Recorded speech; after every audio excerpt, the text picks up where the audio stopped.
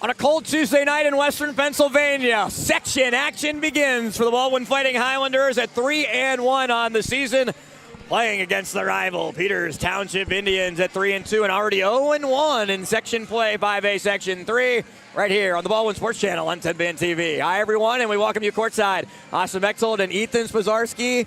Welcome back to Baldwin basketball as we get ready for what is a new era in section play for Baldwin, as Nate Wessling will be honored on the floor, joining the 1,000-point club. James Wessling will actually welcome Nate into the 1,000-point club. Should be pretty fun to see in about a minute and a half. But Ethan, for this team overall, as we know, a lot of departing seniors from a year ago. They now turn over the keys to EJ Golvash and Max Marzina to drive the Lamborghini. Exactly, and the Lamborghini has a dent, but it's not one that's unfixable. I mean, right now, Baldwin through the first 4 games, winning 3 of them, especially with a lot of unknowns. You got to credit, it looks pretty good right now with where they stand. Only loss coming to Mount Lebanon, 61-51 loss there. You've won your last 2 in a clutch and dominating fashion. Now the question becomes, what kind of fashion do you win or try to win by today? Now, Peters Township, a year ago, this was the first section matchup, but it was played at Peters. And Baldwin went into Peters Township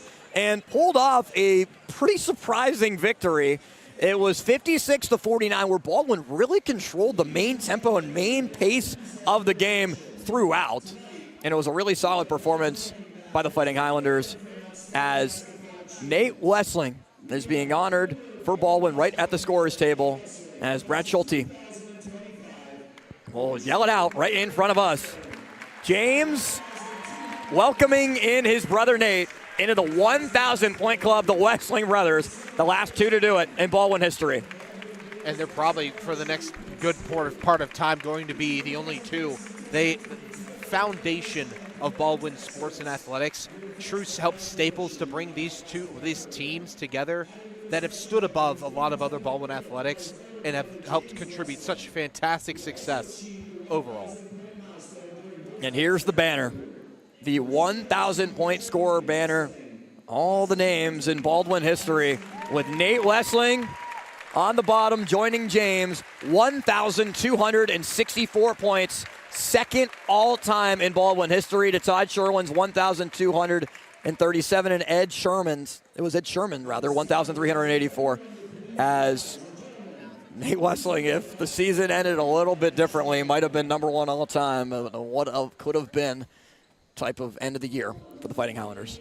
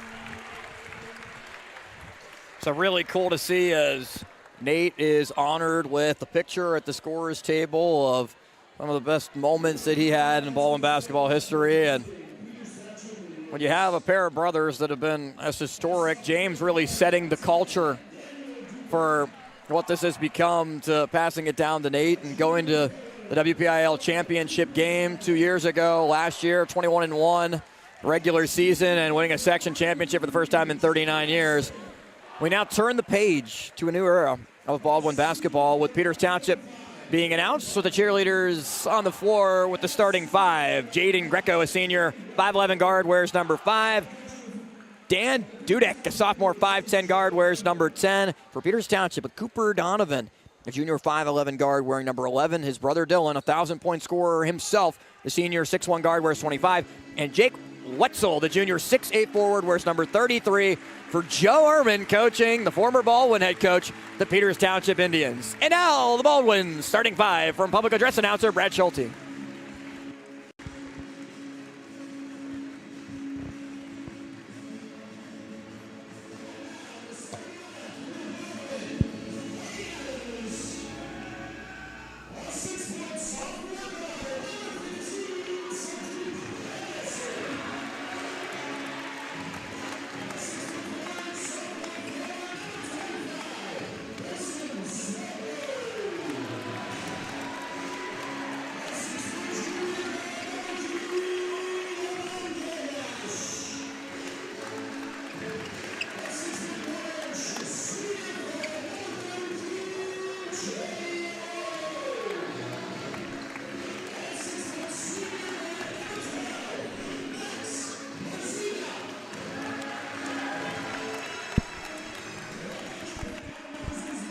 So the starting five for Baldwin as they go. E.J. Golvash, the junior point guard, wears number 3 at 5'11" with Max Marzina, the senior guard, as we do turn the page to a new year. Max, the senior at 6 foot, wears number 12. Sadiq Anderson, one of 2 sophomores in the starting lineup, a 5'11" guard, wears number 15.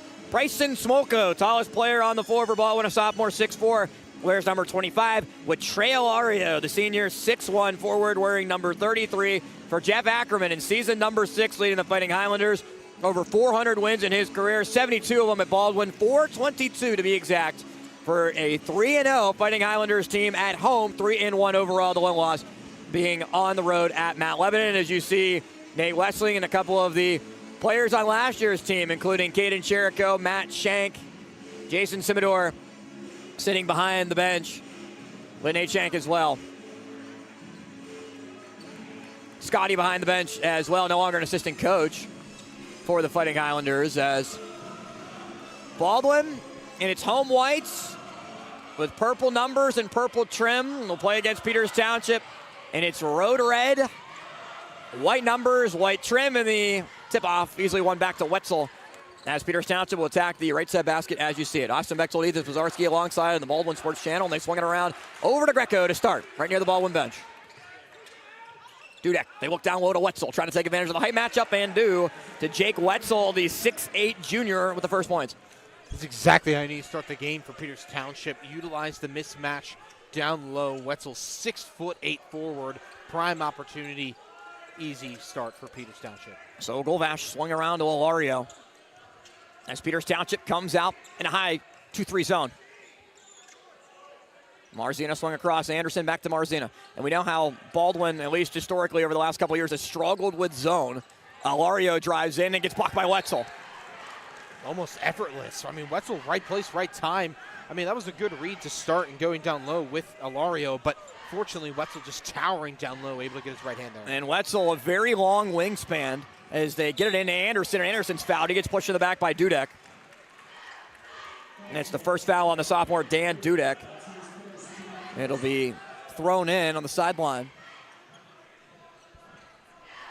Sadiq Anderson to throw it in. Anderson double digits in the last game for Baldwin. A really solid performance with 13. Golvash back to Marzina. Not a lot of movement for Baldwin away from the basketball as they go to Smolko at the right side elbow. Smolko off one dribble. Turns around and outlets to Max. Marzina swings to Golvash.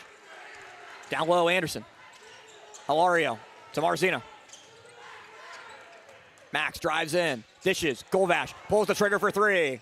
Rattles off the mark, rebound. Peters Township loses it, as it was Dudek and Cooper Donovan that both had the basketball, and kind of one of those same team issues where it goes out of bounds.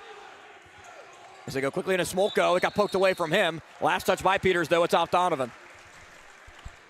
Yeah, early on, Baldwin really utilized it, milking the clock, trying to find exactly what they want to look for, because they know there's a lot of height mismatches here early on. Swung around, looking for Alario in the corner, wasn't there, though. Anderson now finds him.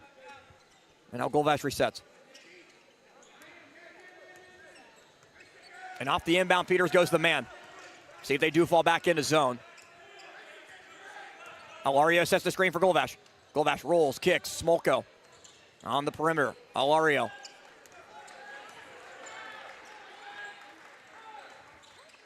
Two minutes gone by. Baldwin still hasn't scored yet. It's Anderson. A lot of movement just on the perimeter, nothing working inside. Alario to Anderson. Now Smolko. Marzina for three. And 2 threes that have bounced off for Baldwin. One for Golvash, one for Marzina. As it's pulled down by Greco. In the hands of Dylan Donovan. Leading scorer for Peters Township. Over 1,000 in his career. Donovan couldn't handle it at first. And is able to take the carom to the basket. Yeah, it's exactly what you wanted to see from Peters Township. Defensive stop on a possession that lasted almost near 2 minutes. Then you go down, quick score, even off a good defensive standstill by Baldwin. Man defense for Peters, almost stolen away on the pass from Anderson as Greco nearly got a hand on it. And it's Anderson still up top, and they go to Alario. Anderson with Tay O'Toole at the scores table to the check-in for Baldwin. Swung across back to Alario. Marzina drives in, Max at the elbow, looks for an outlet. Bounces, Golvash, open layup, but he missed it. And Wetzel pulls down the rebound. 2 missed shots for Golvash to start that. A bunny layup that was missed. Donovan down low. Wetzel too easy, but he can't spin it in. Wetzel on the offensive rebound can't handle it. Anderson pokes it. Last touch by Peters Township. Wetzel was able to, or Anderson I should say, was able to throw it off of Cooper Donovan when it went out of bounds as Anderson comes off and O'Toole will come on for him. I mean, Alario down low, really, he's just been competing the most against anyone, especially with Wetzel contesting for rebounds, allowing Baldwin to have these offensive opportunities and extend the play and cut down the lead. Alario swing around Marzina. Look down low for O'Toole. Cross court Alario. Alario almost didn't handle it. And now Marzina back into zone for Peters. Max, a side wing. 2 missed threes from that area. Baldwin trying to save it, but it's thrown into the hands of Greco. Greco up the floor. Double team comes from O'Toole. O'Toole tries to force the jump ball, but instead they get a foul. Called on Tay O'Toole, his first. And it'll be out of bounds right in front of us as 2 substitutions are set to check in for Peters Township. So they bring Lucas Sachs in. Xavier Knox also in. Knox, a 6'1 junior. Sachs, a 5'11 sophomore guard. As Cooper Donovan goes off and Dan Dudek take a seat. It's also a team, Peters Township, that doesn't really use a lot of their bench. You got a consistent amount of 8 to 9 guys you're going to see consistently. Greco drives, good defense from Alario. Golvash looks to push.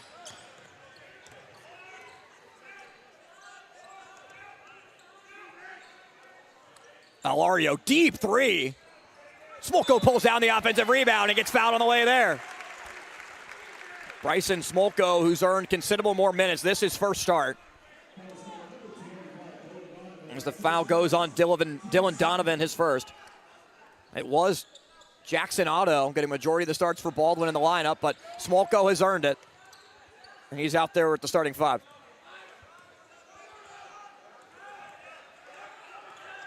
Sets a screen for Golvash.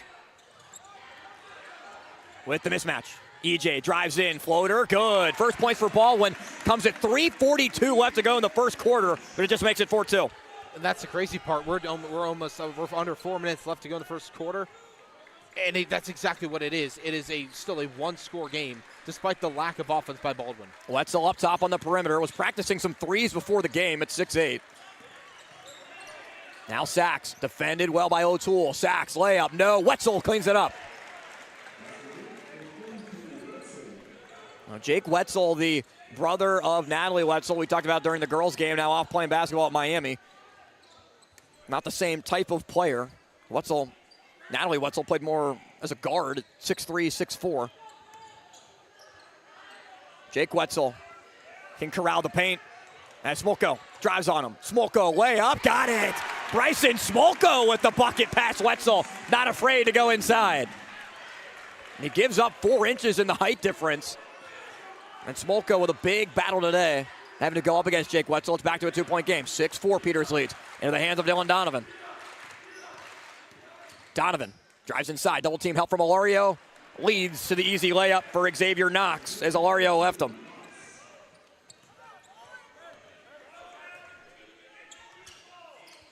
Marzina with it. Looking for Alario to come to the basketball. He does. Good pressure from Knox, though, as Alario drives, dishes. O'Toole for three. Tay O'Toole, money ball from the right side, right near the Peters bench. Now you're seeing Baldwin work around the height that stumped him early on in the first part, this first quarter. Now Baldwin's working around it, utilizing threes and utilizing great ball handling skills by the team. Wetzel swung around. Donovan defended by Smolko, trying to take advantage of that matchup. They look down low. Marzina with the poke with Wetzel. They threw it down low to him. Donovan, just a little bit of an errant pass as Baldwin was trying to front him with Marzina helping on the backside. As Greco goes off, same with Knox. They bring Cooper Donovan back in, and it's Dylan Donovan off the inbound. Donovan drives, floater, past Smolko, no. Rebound, corralled to Wetzel. Wetzel just turns around, puts it up, can't finish, and Baldwin travels on the way down. It's O'Toole not being able to outlet it in time. With 1:41 to go first quarter and an 8-7 lead for Peters Township. It'll be inbounded at the right side block. Sachs gets it in. It's Wetzel. With Alario defending. Up top to Donovan. It's a screen. Has Alario on him. It's Donovan. Inside. Turn around. Puts up the shot and gets it to spin in.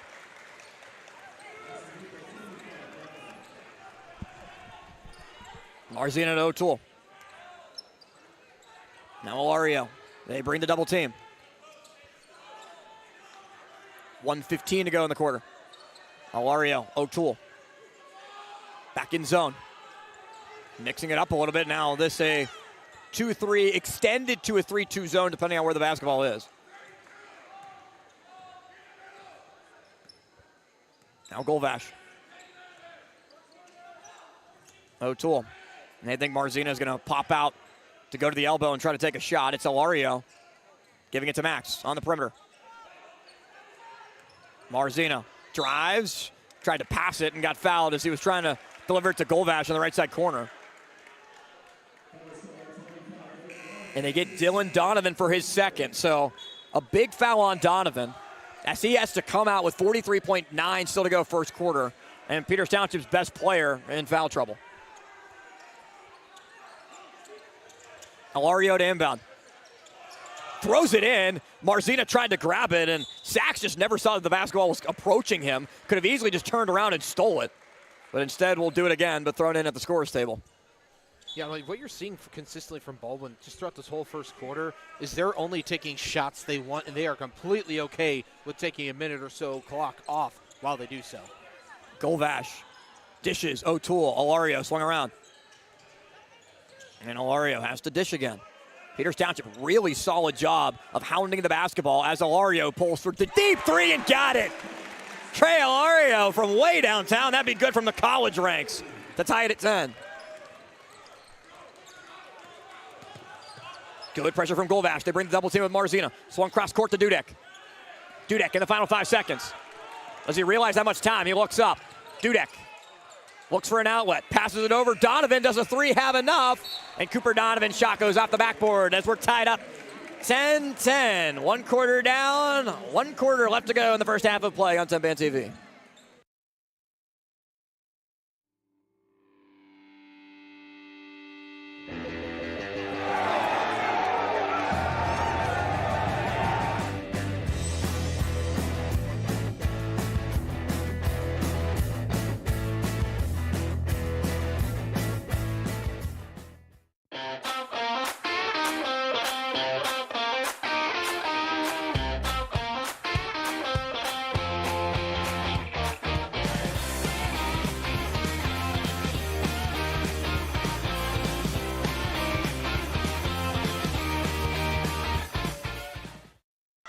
Play it again.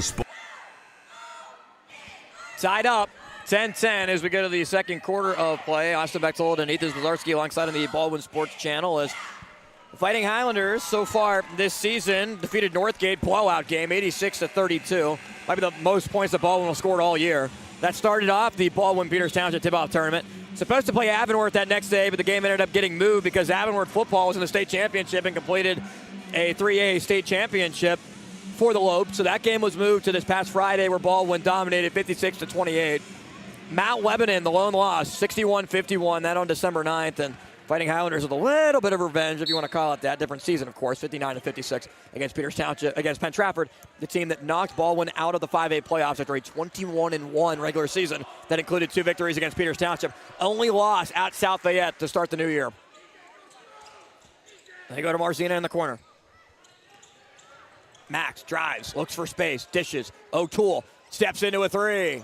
Misses everything. Golvash tries to save it, but it's already out of bounds. That's the first time, really, you've seen Baldwin take a shot they weren't confident in. It didn't look like O'Toole wanted to take the shot, or at least when he put it up, he kind of had regret in the air. It wasn't really exactly his best placed shot or overall Baldwin's best look, which they prided themselves in that first quarter. So the 5 for Baldwin: O'Toole, Smolko, Golvash, Marzina, and Ilario. As it's Cooper Donovan with it. Swung to the corner. Greco. They look for Wetzel down low. Don't give it to him. And it's Cooper Donovan now. Swung around to Dylan Donovan. Donovan outlets. Greco drives. O'Toole tries to poke at it. Instead it's Dudek giving way to Greco. No lefty. Defended by Ilario. For a 3, pulled for Dudek. That spins out. Offensive rebound, Cooper Donovan. Back up top. Dylan Donovan. Screen from Wetzel. They try to use it. Donovan drives in. Donovan, a lot of contact. Will go to the line. Dylan Donovan averages 20 a game. Plays AAU at Caveman Basketball, same spot that E.J. Golvash does, who picks up the foul. Yeah, I mean, right there, you've seen it. Donovan not afraid to get a little down low, get gritty, force some content, create it, because you know he has the talent to do so. 1,000-point scorer in his career. And he hits the first. Really good free throw shooter. Sadiq Anderson comes back on as Ilario goes off to the bench.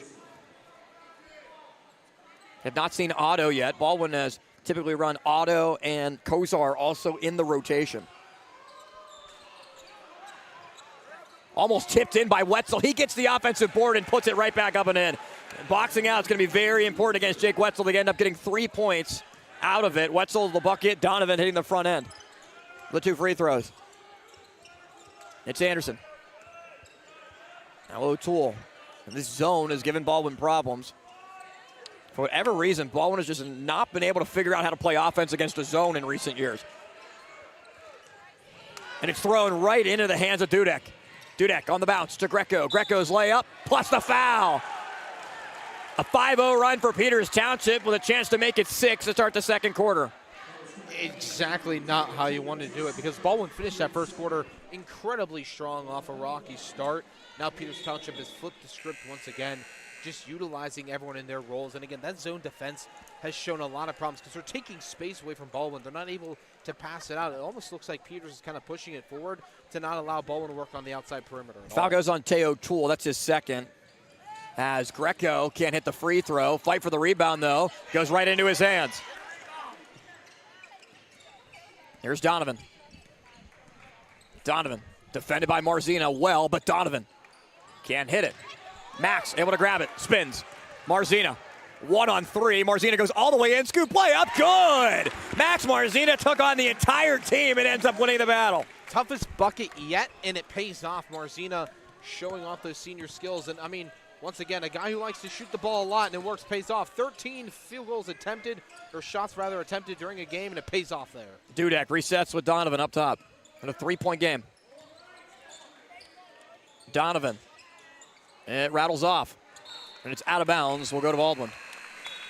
And that's going to work in Baldwin's favor. Now you want to see if they can utilize that and pay off in the offensive zone, because there's not a lot of times that you've seen Peters Township not work with that or not be able to capitalize on an opportunity, because the rebounding has been extraordinary thus far. Jackson Otto, a 6'2 junior, has been in the starting lineup for Baldwin this year, with Smolko starting instead.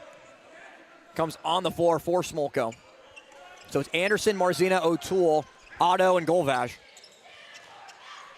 Wouldn't really expect Marzina and Golvash to come off the floor unless there's about 10 seconds left in a quarter, just to give them a quick spell. O'Toole throws it away. Greco takes it on the pass intended for Marzina. Marzina gets faked out. Anderson faked out. Greco scores. Greco did that not once but twice to Marzina and Anderson. Pump fake, take your time. Run it on your time. That's exactly what Greco just did. And it's a 5-point game with O'Toole being pressured by Greco. Now O'Toole. Marzina. Down low. Otto. Back to Max. Marzina drives, dishes, good find to Jackson Otto, hits the layup. And there you go. Baldwin's able to find just a little bit of split defense as the guys down low kind of focus too forward or more towards the winged area. And then guess what? Guess who's left wide open? That's Otto down low. Takes advantage of a wide open layup. Doesn't let the moment get to his head. Dylan Donovan gets fouled by O'Toole, and that's now 3 fouls on Tay O'Toole. They're actually going to get it. Yeah, it is on O'Toole. So that's now 3 fouls on Tay O'Toole, the senior spark plug off the bench, as Ilario comes on for him. Greco will take a seat as Lucas Sachs comes back on. They're going to keep Wetzel on the bench with 4:25 remaining in the half in a 3-point game. That's another thing to look at is, I mean, these different schemes or different times or formations that you're seeing from Peters Township. How can Baldwin take advantage of it? Because 2 of Peters' best 3 players right now are currently on the bench. Not the best of them all is Donovan, who gives way to the corner to his brother Cooper. Layup doesn't go for Knox. Second chance at it does. Xavier Knox with 4. And the second chance points have been a killer against Baldwin. Alario looks to swing it. Golvash, cross court. Anderson can't pull the trigger though. It's Golvash inside. EJ dishes, Otto, another layup. And that's what you have to do against the zone, is move the ball quickly. You can't dribble with the zone and expect to create much. Exactly, and that's the second time Jackson Otto's been wide open on the left block, taking an easy layup. Baldwin doing great, quick, speedy passes, especially down low. And they're calling out the screens as well. Stay and switch as it's Donovan driving in. Donovan dishes, open 3, right side corner. It's good. Dan Dudek with his first points, makes it 22-16. Exactly, it's not always about how much you score, it's about when you score. And there, Dudek able to put a little bit more of a cushion on for Peters. Marzino, pressure, drives, dishes, layup. Anderson this time, as that left side block has been the spot for Baldwin to create offense. Exactly, and that's the 3rd straight bucket they made from that exact spot. Peters is yet to adjust to it, so if it ain't broke, don't fix it. Donovan, defended by Anderson, the sophomore, with the tall task. As Donovan inside the paint, plus the foul. Dylan Donovan is able to get around Anderson, just ducked underneath him, and we'll try to finish off the 3-point play. Great work overall by Donovan. You got to commend his efforts just to be able to stick with the ball, even with heavy pressure. You see, spin move, take 3 dribbles, and then you work underneath Anderson's arm to take up a right-handed layup, and you make it work. And that's exactly what Donovan did. Yeah, and Otto's going to come over and help out on that play there. Kind of got caught in between of his man and the drive of Donovan. As Chris Kozar comes on for the first time for Baldwin. They bring Wetzel back in as well. It's him and Otto battling on the blocks. Molko stays off to the bench. And Donovan now has 8. And what's become a 25-18 game. 7-point lead for Peters. So it's Marzina, Kozar, Alario, Otto, and Golvash. Again, with this 2-3 zone. Marzina left side. Golvash, dishes to Otto. Otto didn't see it coming, but gets fouled. And the foul goes on Dan Dudek. That is his 2nd. Yeah, Dudek being aggressive, trying to read the pass, kind of pays off, gets a little handsy inside, makes some contact early on. Now allows Baldwin to reset and kind of create a new formation and open look for them. 2:36 to go in the half.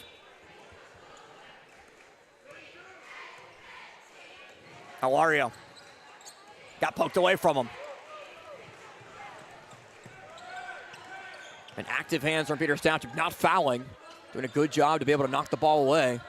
As they look down low to Wetzel. Wetzel on the give and go from Donovan. He's got 8 points. And Wetzel only averages 10. He's going to far eclipse that number if Baldwin doesn't do something about it in a 9-point game. Without Smolko on the floor. Tallest player for Baldwin is 6'2", Jackson Otto, with Wetzel at 6'8". Not much you can do. But when you move the ball like that, it can pay off with Otto making his 3rd layup. Exactly. It was only bound to be amount of time when Baldwin was able to hold on the ball long enough, allow Peters to get unattentive towards Otto down low. And that's what they're going to have to do. Move the basketball, those types of passes. And it swung out for a 3-point ball up and off the mark this time for Sachs as Marzina clears. It's a rare miss on the defensive or offensive board rather. Max in transition. Otto can't get it to bounce in though, and Wetzel grabs the miss.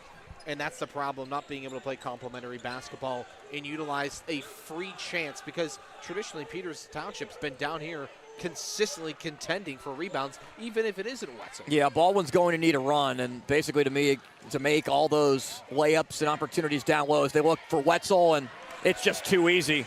When they try to bring the double, but it's not there in time, Wetzel's already at his average at 10. 29-20 in the final minute of the half. Now Marzina has an open three, elects to take it and hits it. Moneyball Max Marzina when they needed it to give him 5. And that might be where Baldwin needs to strive most, because you have a few guys on this team that are able to make consistent threes, and when Max Marzina finds himself hot, he's able to utilize that open opportunity. And Peters Township calls timeout at the 32nd timeout with 40.8 left to go. In a 6-point game, what ideally do you want to see the differential be for Baldwin going into the locker room? Well, I think first of all, sticking with what's been working with you, and that's getting someone, whether it's Otto or whether Ilario down low, give him a chance to work down low, find those open passes in the zone defense, because when Baldwin's being rushed and doing things uncharacteristically, most of the time it's not working. Something else to note, Peters Township comes into tonight on a 2-game losing streak too. Yeah. Needing to find themselves essentially, because you start the season 3-0, and then you go on a 2-game losing streak, haven't won in 10 days for the Indians, losing to Seneca Valley and Thomas Jefferson. Yeah, that loss to TJ, 43-39. Game that came down to the very end. Other games around section action tonight include South Fayette at Bethel. Trinity is at TJ. And we'll definitely keep our eyes out on what happens with the South Fayette Lions this year. So far, in section action, Peters, South Fayette, and Bethel all losing, with TJ Ringgold and Trinity victorious in the first games. Baldwin, the lone team to not play a section matchup before tonight. 3-ball up but missed, and another offensive rebound for Sachs as the reset with Donovan up top in the final 30. Dan Dudek back to Donovan. They play catch with it. And do again with Kozar up top. Baldwin comes out in zone. Donovan with 17. Just swinging it back and forth with Dudek, and now Donovan will go. Donovan drives in, floats it up to Wetzel. Wetzel gets fouled and will shoot 2. Ilario fouled him. I think in that case, you're more okay with the foul, because Peters Township is playing keep away, trying to allow themselves to just take a lot of time off the clock and have the last shot. And then at least with the foul against Wetzel, someone who doesn't average more than 10 points a game, you force him to shoot free throws and still give you time on the other end. And Wetzel misses the first. And the thing is, you can have a very tall player and just park him on the block and just try to feed him the basketball. But when you have a skilled player and somebody that's able to move as well as Jake Wetzel, it makes a difference. But maybe you should try him out at the free throw line moving forward. If there's an opportunity for him to have an open layup, maybe Baldwin just elects to foul him, and with 9.8 remaining, they're going to get the possession.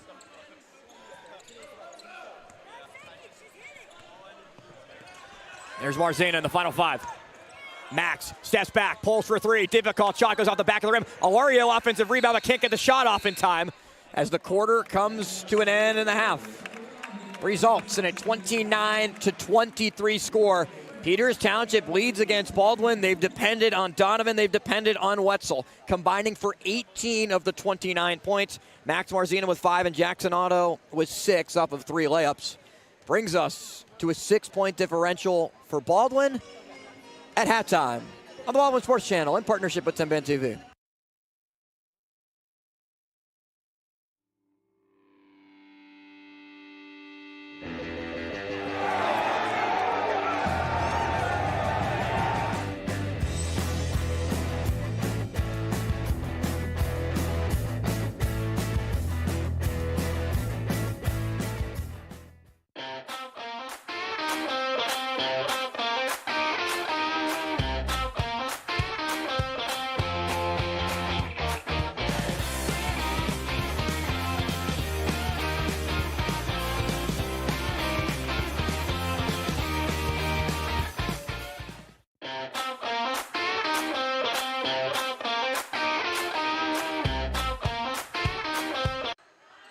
Jake Wetzel can corral the paint.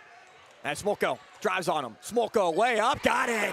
Bryson Smolko with the bucket past Wetzel. Good pressure from Knox, though, as Alario drives, dishes. O'Toole for three. Tay O'Toole, money ball from the right side, right near the Peters bench. Peters Township, really solid job of hounding the basketball as Alario pulls for the deep three and got it. Trey Alario from way downtown. That'd be good from the college ranks. Kozar also in the rotation. Almost tipped in by Wetzel. He gets the offensive board and puts it right back up and in. Able to grab it. Spins. Marzina. 1-on-3. Marzina goes all the way in. Scoop play up. Good. Max Marzina took on the entire team and ends up winning the battle. Throws it away. Greco takes it on the pass intended for Marzina. Marzina gets faked out. Anderson faked out. Greco scores. Greco did that not once, but twice. Anderson. Can't pull the trigger, though. It's Golvash inside. EJ dishes. Otto. Another layup. And that's what you have to do as well. Stay and switch as it's Donovan driving in. Donovan dishes. Open three. Right side corner. It's good. Dan Dudek with his first points. Makes it 22-16. Donovan defended by Anderson, the sophomore, with the tall task. As Donovan inside the paint. Plus the foul. Dylan Donovan is able to get around Anderson. Final minute of the half. Now Marzina has an open three, elects to take it and hits it. Moneyball Max Marzina when they needed it to give him 5.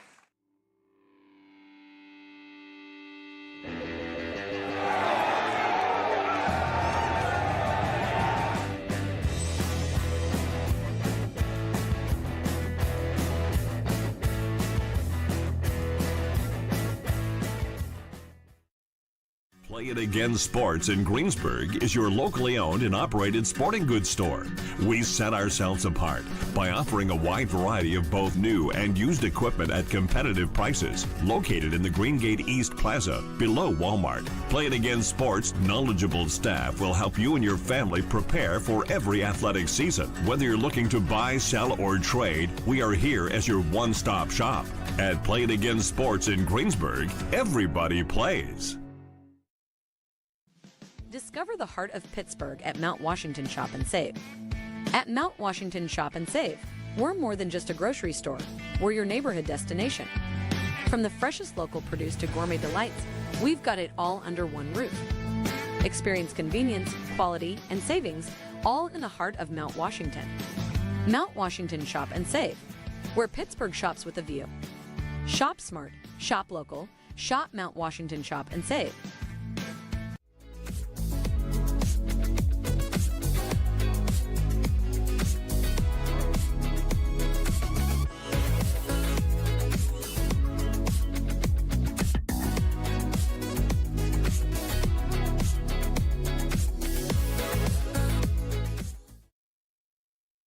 Thank you for calling Penny, PA's health insurance marketplace. How can I help you? I need help paying my health insurance premiums. You came to the right place.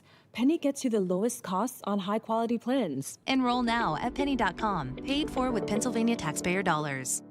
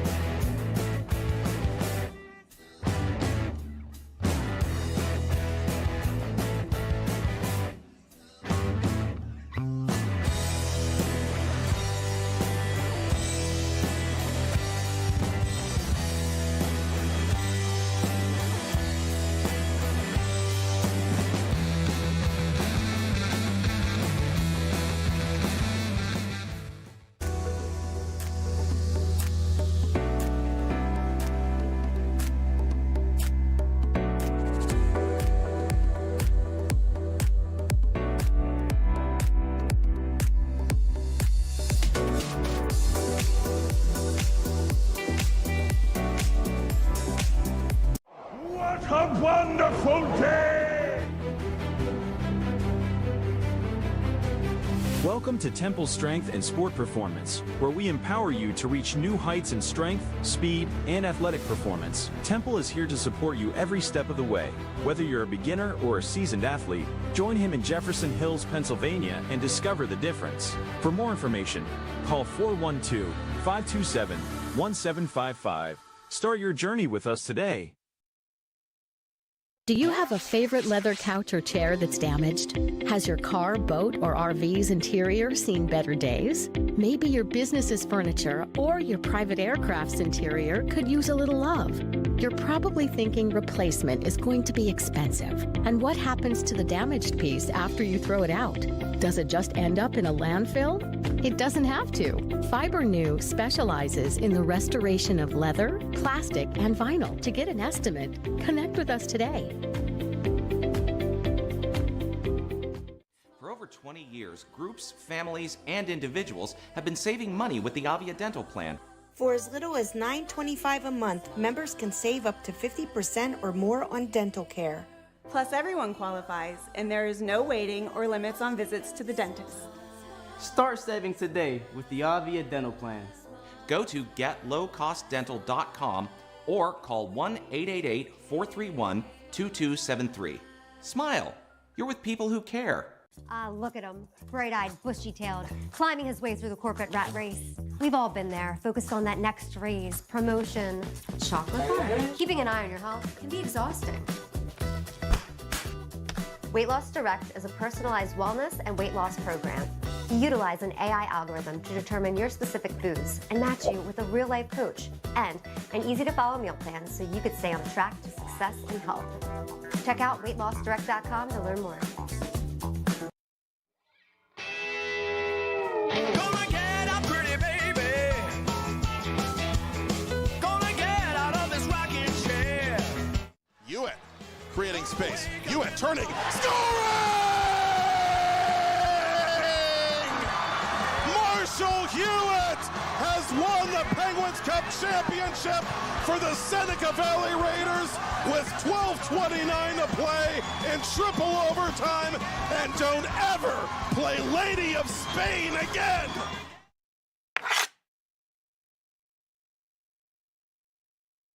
Back for the second half in a 29-23 game. The Peters Township Indians lead the Baldwin Fighting Highlanders by 6 here on the Baldwin Sports Channel in partnership with TenbandTV. Austin Bechtel and Ethan Zazarski joined alongside here at the scorers table, right across from the scorers table here courtside at Baldwin High School. So Jackson Otto ended up being the leading scorer in that half for Baldwin with 6.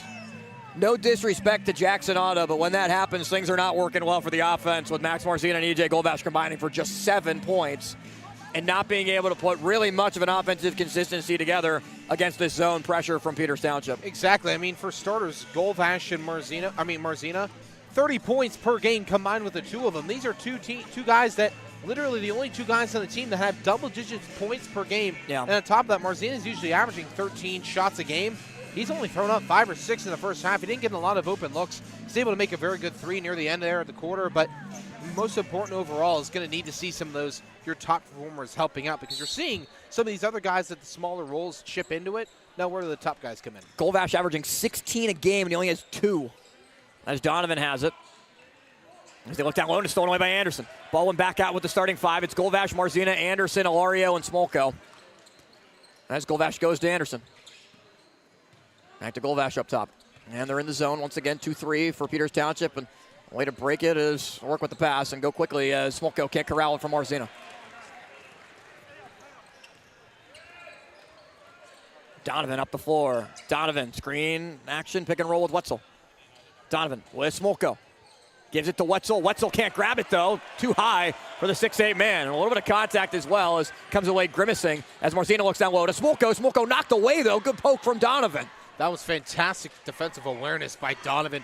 He's there, got only needed 1 touch to it, able to chip it out, and then Peters is driving. Donovan drives on Anderson. Anderson ended up getting a hand just too far on Donovan as he didn't go straight up and ends up being called for his first foul.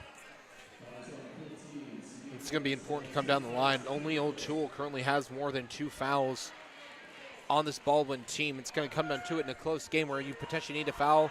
Doing that's a good way to set the standard. So Donovan goes back to the line where he is 2 of 3, and he makes the first. It was 10-10 at the end of the first. And now Baldwin will go small as Jackson Otto comes on and Smolko goes off to the bench.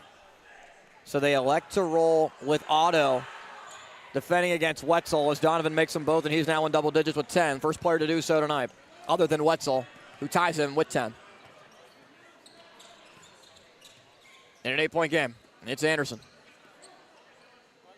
Marzina on a cross-court pass. Don't go that way from Golvash. Instead, it's Alario pulling from 3 and way off. Offensive rebound, though, goes to Otto. Otto, Golvash inside the paint, jump shot.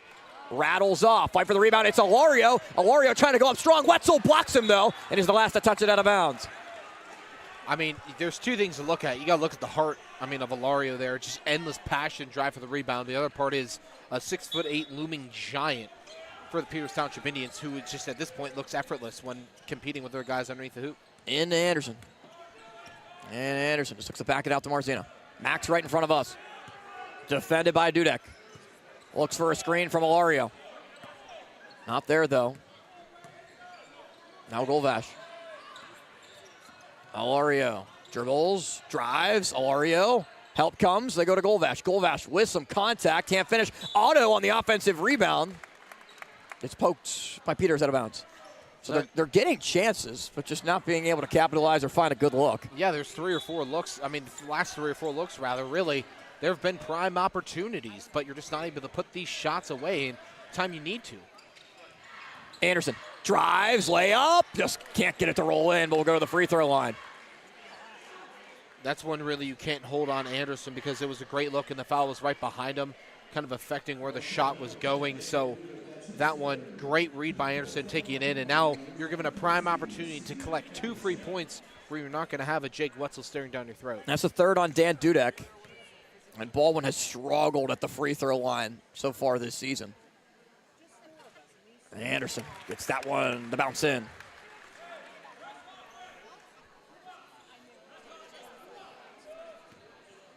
So Anderson, a sophomore, played on the JV team last year. Steps into a starting spot on the varsity. And he can't hit the second as Wetzel pulls it down. And is fouled by Alario.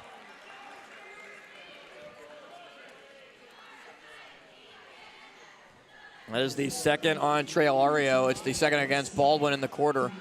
And now a 7-point game. And that's pretty much where it's been from the second quarter on after Peters Township was able to build up the lead. Donovan, they break the press to Wetzel. Alario got a hand on it, but the layup is up and good for Cooper Donovan, his first points. Now a 9-point game. Alario. Hits it back. Looking for Golvash. Thought about the 3. It's hard with Wetzel at his height to get anything working down low. It's Otto. Going back to Marzina. Max contested 3. Misses, rebound Golvash. Offensive board out to Anderson. Goes to Alario. Bypasses the 3. Alario drives in. Goes to Golvash. Golvash is trying to corral the basketball. Looks for an outlet. Alario's open from the corner. They need it. They don't get it, but Otto gets the offensive rebound and will go to the line. Work at it, work at it, work at it. That right corner looks very appealing for a lot of these Highlanders. However, over in the left corner, guess what? A wide open Anderson on the far side, but Baldwin working at it, and more impressively collecting a lot of rebounds in the process. So Jackson Otto goes to the line. Otto, another newer player to the varsity team, misses the first as they send Dudek off the floor for Peters Township and will bring Sachs back in. Joe Ehrman, former head coach at Baldwin, took over when he was just 27 years old. Now in his 40s, leading Peters Township, who went to the WPIAL championship game a year ago. And it's perfect for Otto to give him 7 on the night. Exactly. This Peters Township team, just exactly like the girls team, is led by absolute great coaching and success. 43-25 in the last 3 seasons, making the playoffs 2 of the 3 years. Deflected by Marzina. Into the hands of Alario as they're able to force a steal off the press. Now Anderson, in an 8-point game. Swing around Marzina. Can they move it quicker? It's Golvash. EJ back up top. Anderson looks for Marzina. They go to Golvash. Golvash. Marzina. Max drives. No shot on the floor with the foul called.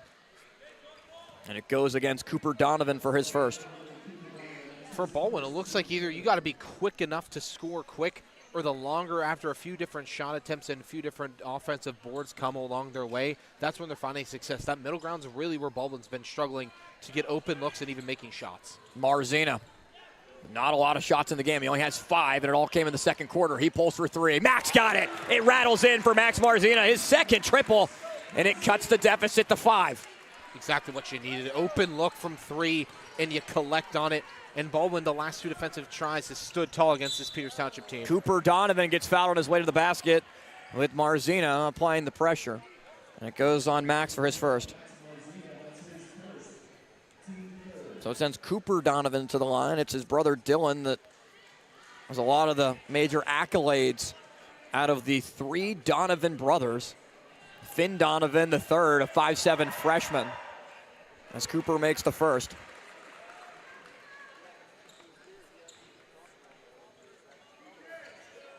Cooper, a junior, Dylan, a senior. And Finn, a freshman. Kind of similar to the Bernadas sisters with Lacey, Lindsay, and Aaliyah. As Marzina pulls up, foul line jumper, and he got it. And Max got to start heating up. He now has 10 points, and Baldwin calls timeout. And what is now 4 at 34-30. Exactly, you're seeing it. I mean, even at the last few possessions, Marzina's feeling it. There's a difference in it from what started out in the game. And that's exactly what you need to work on and now push on. Because just like Jackson Otto was able to find open looks down low at the left block, Max Marzina's finding open looks and he's feeling it. You got to let him try with those passes. And a big part of these early games, Ethan, are to find out who you are as a team. So you lose to Mount Lebanon. It's been very difficult for them to be able to win in those matchups. Golvash has been averaging 16 points a game. Marzina right around 14. Smolko right around 9.5. Marzina has 10, but Golvash, again, has not scored since the first quarter, and Smolko only has 2, also coming in the first quarter of play. He's been on the bench a decent amount tonight with Otto playing a ton of minutes. Exactly, and I think just whoever's hot, and again, it doesn't matter really if you're how much you're scoring. Again, I mentioned this earlier with the girls. It's all about the perfect timing. Isabella Niles is a prime example of that. Came into the second half with only 2 points. She finished with 8 because those 6 points were oh so crucial when they had to send her to the free throw line. So now that question really turns to the guys' side here, and Max Marzina's looked to answer that call so far. And how well does this Baldwin press do? Try to force turnovers against Peters Township, or at least slow them up. As they throw it long to Greco. Greco pulls from 3. He's got it. Jaden Greco, his first triple. Now 7 on the night right at the Peters bench to send it right back to 7. And Greco got the first touch off the Hail Mary pass. Long stretch pass. He has a wide open chance there. No one really in his area. Gives him enough time to plant the feet and shoot. Alario is fouled on his way to the hoop, and Donovan was slow to get up. Dylan Donovan picks up his 3rd. That's the 4th on Peters of the quarter. As Donovan will stay in, they bring Xavier Knox back on. 6'1" junior. Alario to inbound. Looking for Marzina, but instead it's Golvash. Inside the paint. Golvash turns around, puts it up, and we'll go to shoot 2. And Jeff Ackerman kind of frustrated after that. Just, I don't know, obviously you get fouled and it's a difficult shot, but you just kind of hope that EJ is able to spin that one in. You just need one of these to go. In the last 3 fouls have all been shooting fouls against Peters. Well, 3 of the 4 have been against Peters. And none of them have been able to roll in or find an open opportunity for an and-1 play. Foul one on Lucas Sachs as Golvash misses the first. And that's kind of another reason why for the frustration, because Baldwin has been struggling at the free throw line. Baldwin right now sits 3 of 5, or 2 of 5 from the free throw line with 3 misses. Golvash got the second, though. Another reminder, Baldwin's down 6. Half of those you could have made up by free throws. They back off the press in a 6-point game. 3.5 to go third quarter. Greco to Donovan. Looking to try to set up Wetzel with Marzina, the matchup. It's now Knox.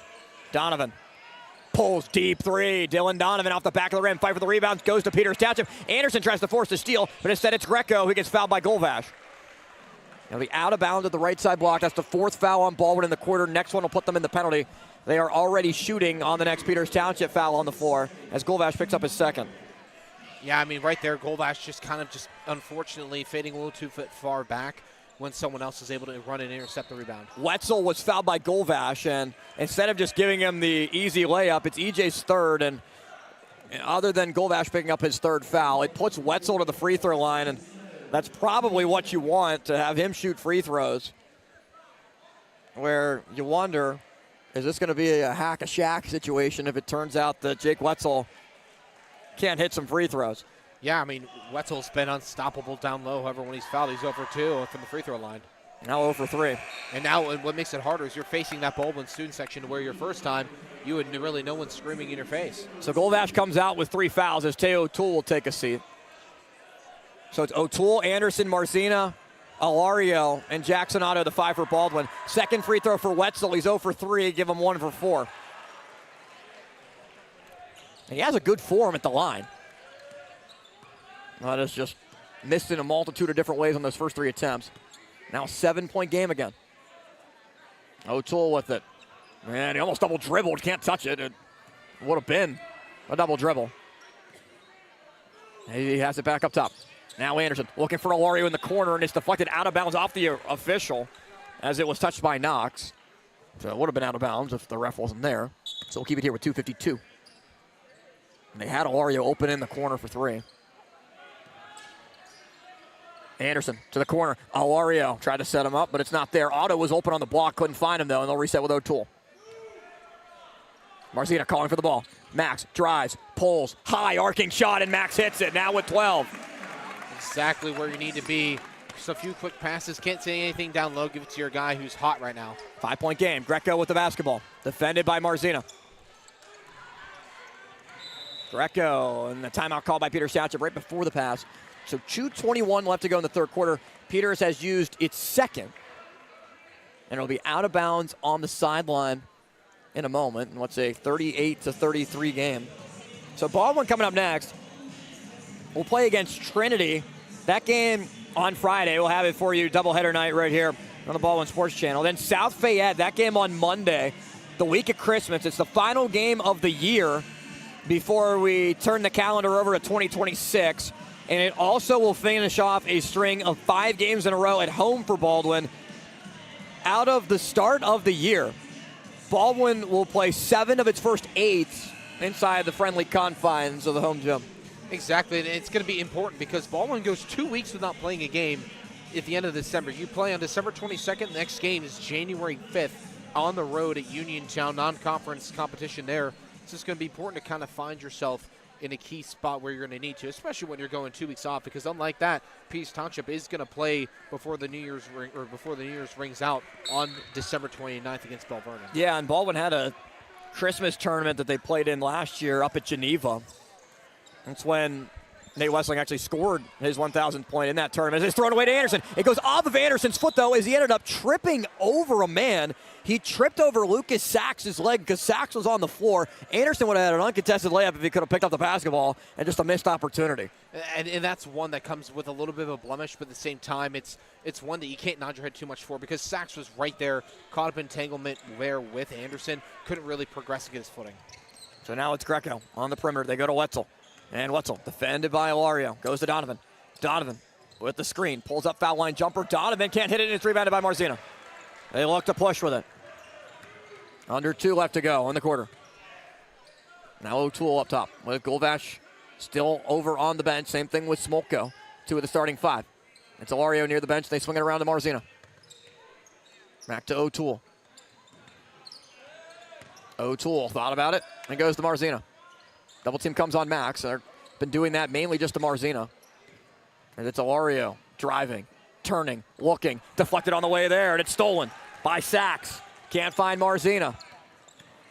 And that pass just tunneled a little bit too much by Alario that's where it was going to go. As they're up the floor with Donovan. No one guarding Wetzel down low. It's Greco pulling for 3. He's got it. It spins in for Jaden Greco. Second 3 from that spot in this quarter. It's back up to 8. And that's just a killer shot. We're down to the final 60 seconds of the third quarter. Swung around Alario. He tries the deep 3. Alario can't answer. Rebound once again into the hands of Sachs. And that's a difficult shot for Alario to knock down. He only has the triple in the first quarter. As it's Donovan resetting with Greco. And two teams that kind of like to freeze the ball when they take a lead. Will they hold it for the final shot in the final 30 seconds of the quarter? Unless you get a good open look with Donovan driving in and getting fouled. It's a push from the back that will send Donovan back to the free throw line. And that's Teo O'Toole's fourth foul. But Golvash had to check back in. Dylan Donovan with 10 points. They'll give him 11, and he has a chance to make this a double-digit lead as O'Toole will go off with Golvash coming back on. And Donovan is set to go off to the bench if he makes this free throw. Substitutions had to check in for him. Chris Kozar as well, the scorer stable for Baldwin as Donovan hits. So it's Cooper Donovan in for his brother Dylan. It's 43-33. What was 5 just a few moments ago has doubled up to 10. Important to get a basket on this possession. Kozar over Anderson. They take Alario out for the final possession. It's Marzina. And Max will back it out. Cross-court Kozar. Max calling for it. Max heaves, pulls, misses. Rebound Wetzel. Don't want to foul him as it goes out of bounds, and it will go to Peters Township. It seemed like there was a little bit of a debate as to where the basketball is going to go, and now referee signaling that it will be Peters' ball. 2.5 left to go before the fourth, and Donovan comes back on.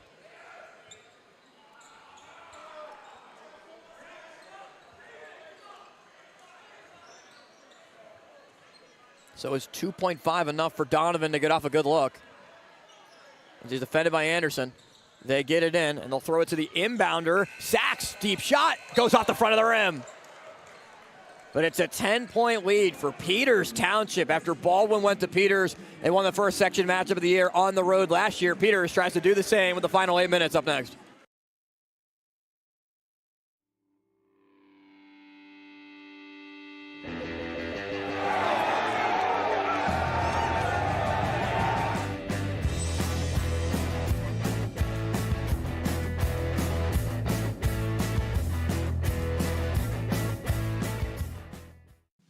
Discover the heart of Pittsburgh at Mount Washington Shop and Save. At Mount Washington Shop and Save, we're more than just a grocery store. We're your neighborhood destination. From the freshest local produce to gourmet delights, we've got it all under one roof.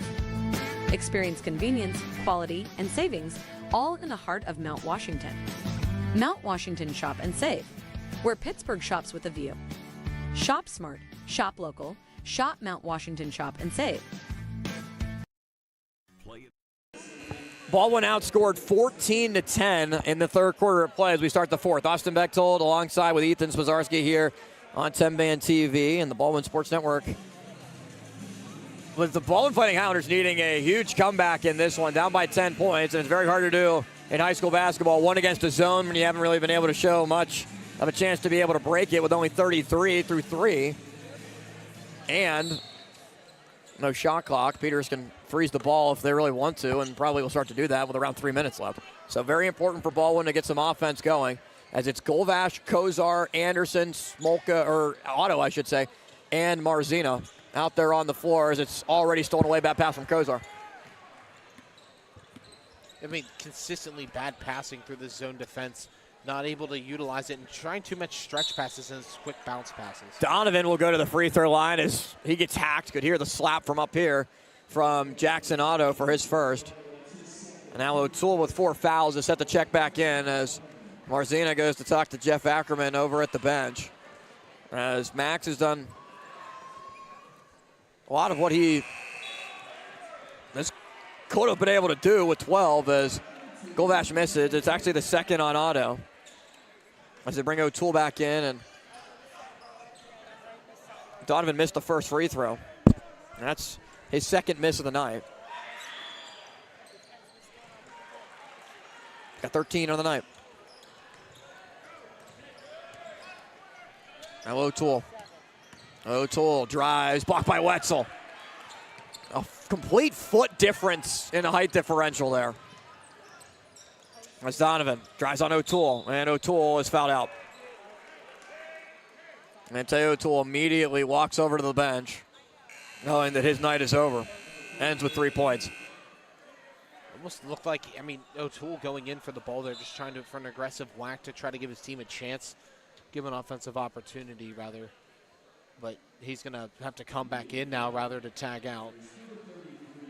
And O'Toole being told that he is the one that's called for the foul, tried to argue it. So it's Ilario coming on.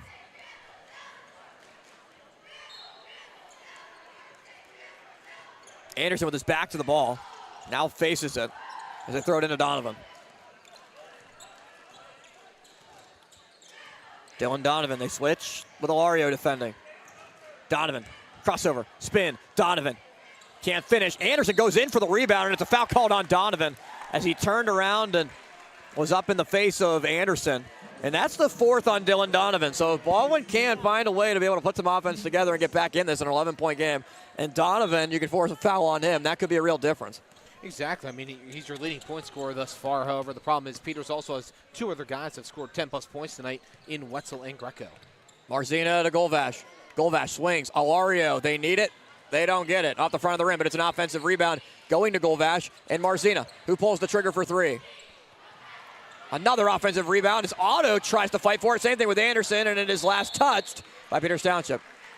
You got to credit Baldwin with their great ability to rebound now, especially even with Wetzel in. However, the problem is these passes really hurting each other, not in ideal spots. Marzina has to collect the ball from down low to shoot an open 3 as well. You're seeing with Ilario wide open, but the passes off. He doesn't get a lot of time to shoot. Into Marzina. Max drives and gets fouled. They send Donovan off the floor with the 4 fouls. And they bring Lucas Sachs back in, who picks up the foul. So Marzina, first chance at the line for his free throws.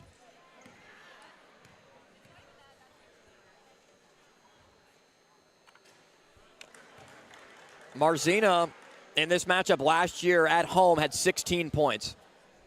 He was 2 of 5 at the free throw line. The leading scorer was Nate Wessling with 20 as Baldwin won at 61-57. They're not even close to approaching a digit beginning with 6 tonight as Marzina misses both. Up the floor to Greco.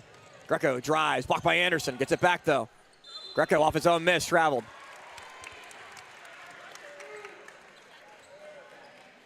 In a fairly quiet gym with a giant jam-packed student section in the blackout theme.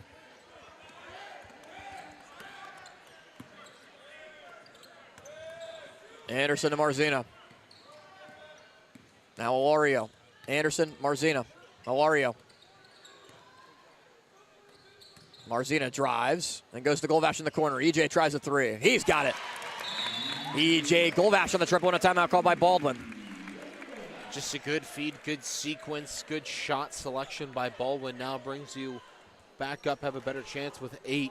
It makes it 8, and someone by the Baldwin bench sounded like Golvash just trying to fire up the troops after hitting the 3 and splashing the net, needing to be fixed.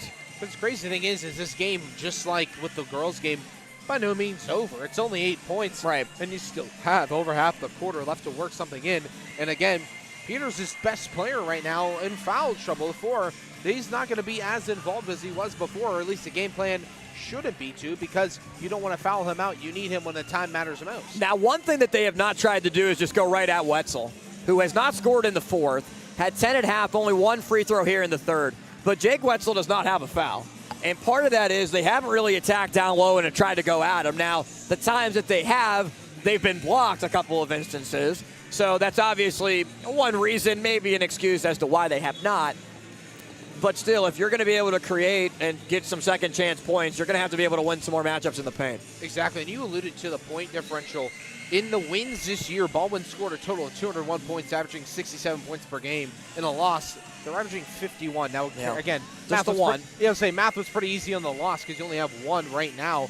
But they've outscored their opponents by a total of 85 points in their 3 wins. So you see in their wins, they're dominating on offense, and that goes together with some complementary basketball, which is a thing you have yet to see a lot of tonight. So Baldwin deploys the press, and Dudek will throw it in. He gets it right back off the inbound as Donovan is back in the game with the 4 fouls.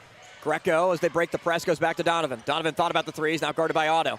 They bring the screen with Wetzel. Donovan does not go over that way, though, as Donovan drives, puts it up, can't finish. Rebound bounces into the hands of Jackson Otto. They get a stop, and it's Golvash moving up with it in an 8-point game. Golvash quickly up the floor, spins, turns, bounces. Otto, layup, got it past Wetzel. Jackson Otto able to squeeze it in. He's got 9 points. Originally, it was a little scary because, I mean, you saw there with Ario just standing outside in the wing wide open. They bring the trap, and Peters just gets the timeout off in time. Marzina was going to try to grab the ball with Donovan in pursuit of it. It is the 3rd timeout used by Peters, so they have 2 remaining. Baldwin still has 3 in what is now a 6-point game. Still a lot of time, 5:40. Exactly, and I think what's working right now for Baldwin is they're finding themselves doing things right at a very specific time, but a lot of it has to do with certain little bits and pieces coming throughout the game that have led to this moment to keep you within 6 points. That's a 2-possession game. Yeah. It is not out of it by any stretch of imagination, especially against the Peters Township team that obviously last year for Baldwin, one of the most decorated seasons they've had, except the only thing missing from it was a WPIAL title there from it. But I mean, Peters Township, this is a team that knows how to win games overall. Again, I mentioned 43 wins in the last 3 seasons, coming off a 19-win season last year. So clearly they know exactly what they need to do, and they started off the season right, winning through their first 3 games, 2 of which were at home, rather. Yeah, and it was kind of surprising at the very end to see that it was Peters that got to the Pete to play against Char Valley, 76-66. Char Valley ended up winning the matchup, but it took an overtime game against Mars to be able to go to the championship. 58-52, they win it after wins against Penn Hills and Uniontown. There was a big upset against Uniontown in the quarterfinals that really got things rolling for Peters, as they just put it all together at the right time. A team that got hot at the right time, and a well-coached team with a lot of talent as they quickly get it up the floor with Dubek. And down low, way up. No foul called. A lot of contact with Sachs as they'll reset with Greco. Defended by Ilario. Greco has the lane. Ilario, he went right around him. Dudek. It bounces in for Dan Dudek. An important basket for Peters to make it back to 8. Exactly. I mean, Baldwin did a really good job cutting off a lot of passing lanes, limiting options. However, Dudek, great work utilizing that board to get it back and get the nice 2 points for Peters. Ilario. Now Golvash. Golvash dishes. Anderson pulls for 3, hesitated, and it missed, but it's rebounded by Golvash. They try to get it back with Golvash, and he misses, and the rebound is corralled by Greco. They had Marzina wide open for 3 if they decided to choose it. Instead, it's Wetzel moving in transition. Can't hit the layup, but a foul called by Marzina. Max can't believe it, but it'll send Wetzel back to the free throw line. What's benefiting from there is first, that was a great defensive hustle play by Max Marzina. Most importantly, though, you do send a guy who's 1 for 4 so far on the night in a game where you need to be able to go down and score some points and have a short amount of time to do so. And his last free throw was the one that he made for Wetzel. Missed his first 3 for number 33.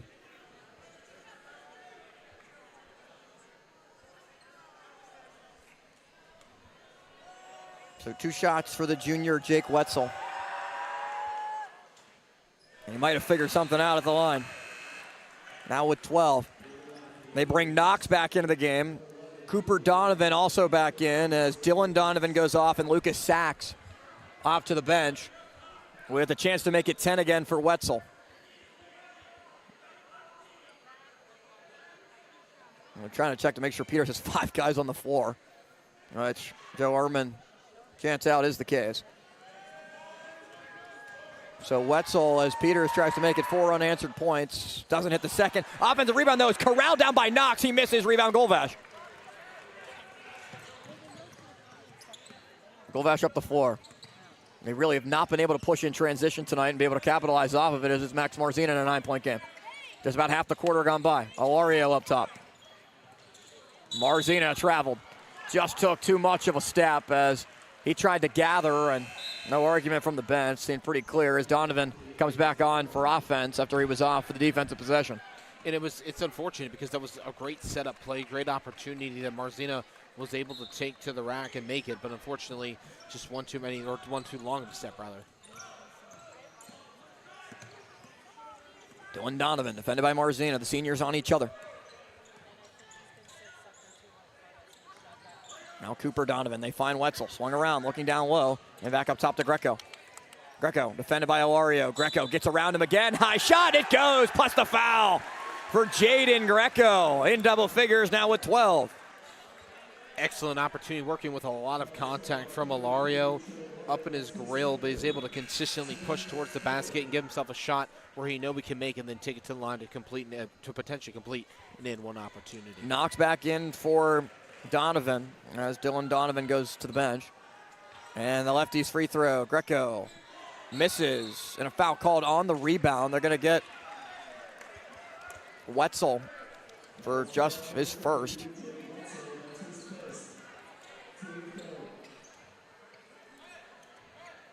The lead back up to 11. And with no shot clock and the way Peters is playing, it kind of feels insurmountable. Golvash throws it up to Ilario. A lot of dribbling for Baldwin. It's Anderson. Bounces to Ilario. Ilario drives in, goes to Otto for the layup. 11 for Jackson Otto. And stolen away. Marzina can't keep it though. He double dribbled. And what could have been a 7-point game stays at 9 after the steal. Think about it. You collect 4 points in 3 seconds. That takes away possession you have to worry about later on in the game when it's going to come down to a close fashion. Unfortunately, there again, just misfooting there by Marzina. Into Greco. They try to force, and Greco steps out of bounds, so they do turn it over. And it was good defense from Golvash to not foul.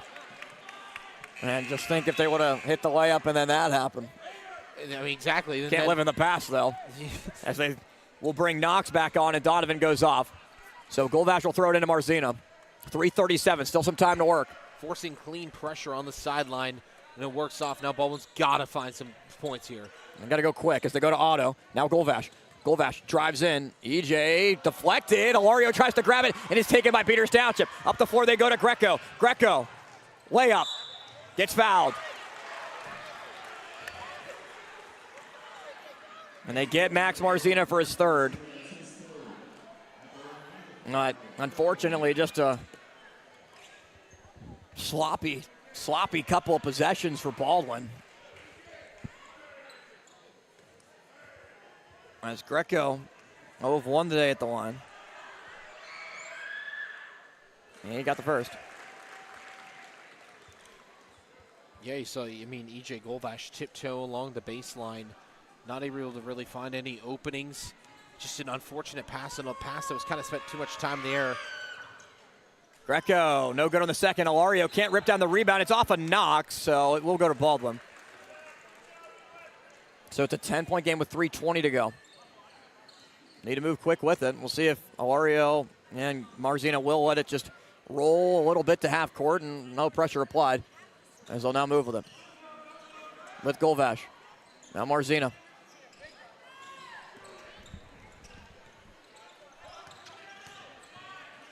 Looking for an open shot. Marzina kicks. EJ, corner three. No. Rebound, Peters. It's Knox getting fouled. And it will be 2 shots for Xavier Knox at the line as this one continues to slip away for Baldwin. The foul goes on Ilario. That's his 4th.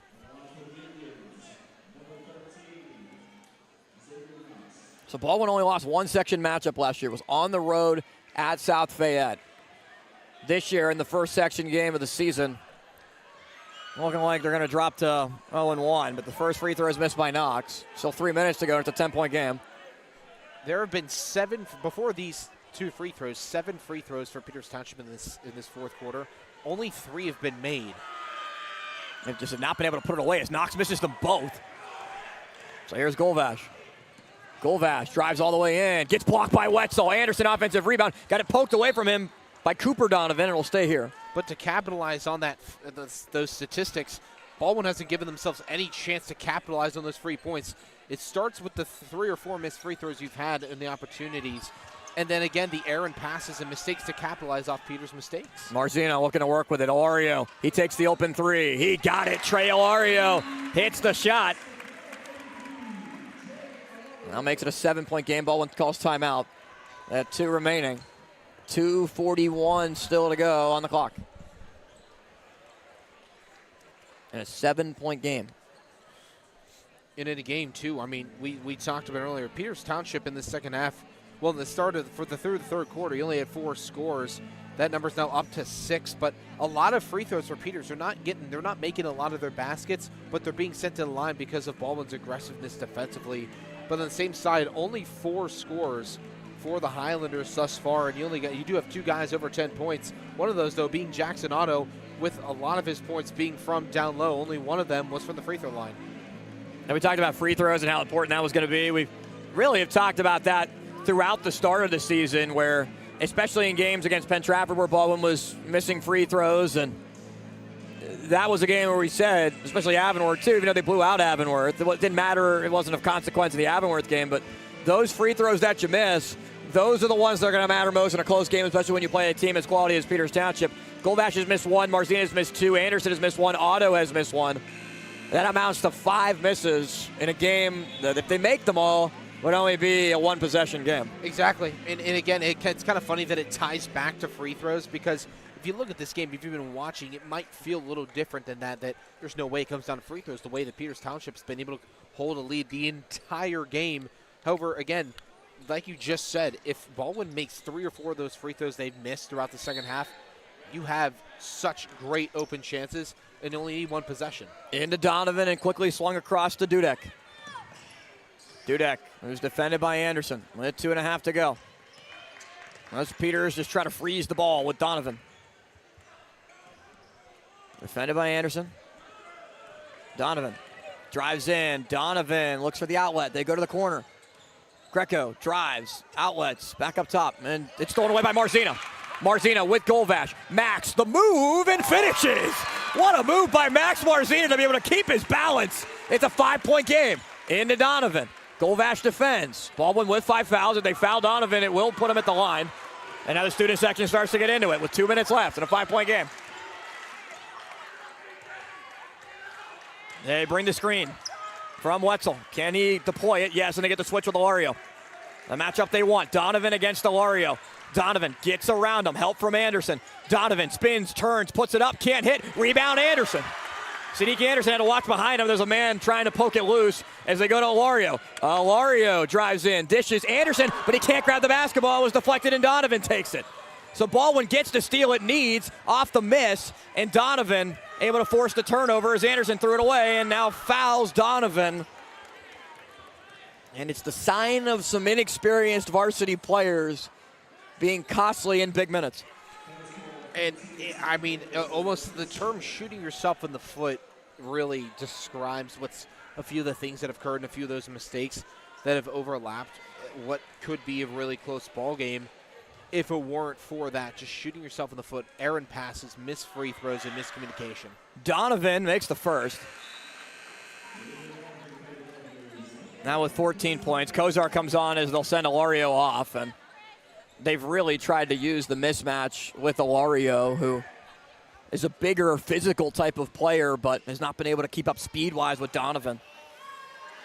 As Donovan got both in a big possession for Peters Township. Goldvash spins, kicks, Anderson, three-pointer, good! Sadiq Anderson drains it. Donovan brings it up. It's a 4-point game, and a foul is called. They're going to get Anderson. Looks like it could have been a push-off on Donovan, but instead they get Sadiq Anderson, and it's free throws again for Donovan back to the line. He's made his last 3. He's only missed 1 on the night.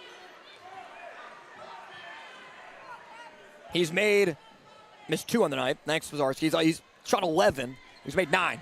Yeah, I mean, overall, even though that's an exorbitant amount of free throws for one man to shoot. Not the guy you want at the line.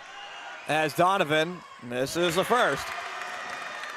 Exactly. I mean, we talk about sending Wetzel to the line, where he's only made 2 of his 6 free throws, and then you got a guy who's now 9 for 11, or now 9 for 12 rather, in his 13 free throw attempts. So the 5 for Baldwin: Kozar, Anderson, Marzina, Otto, and he misses the second. Goldvash the 5th, who brings it up the floor in a 4-point game. 52-48 with 1 minute and 5 to go.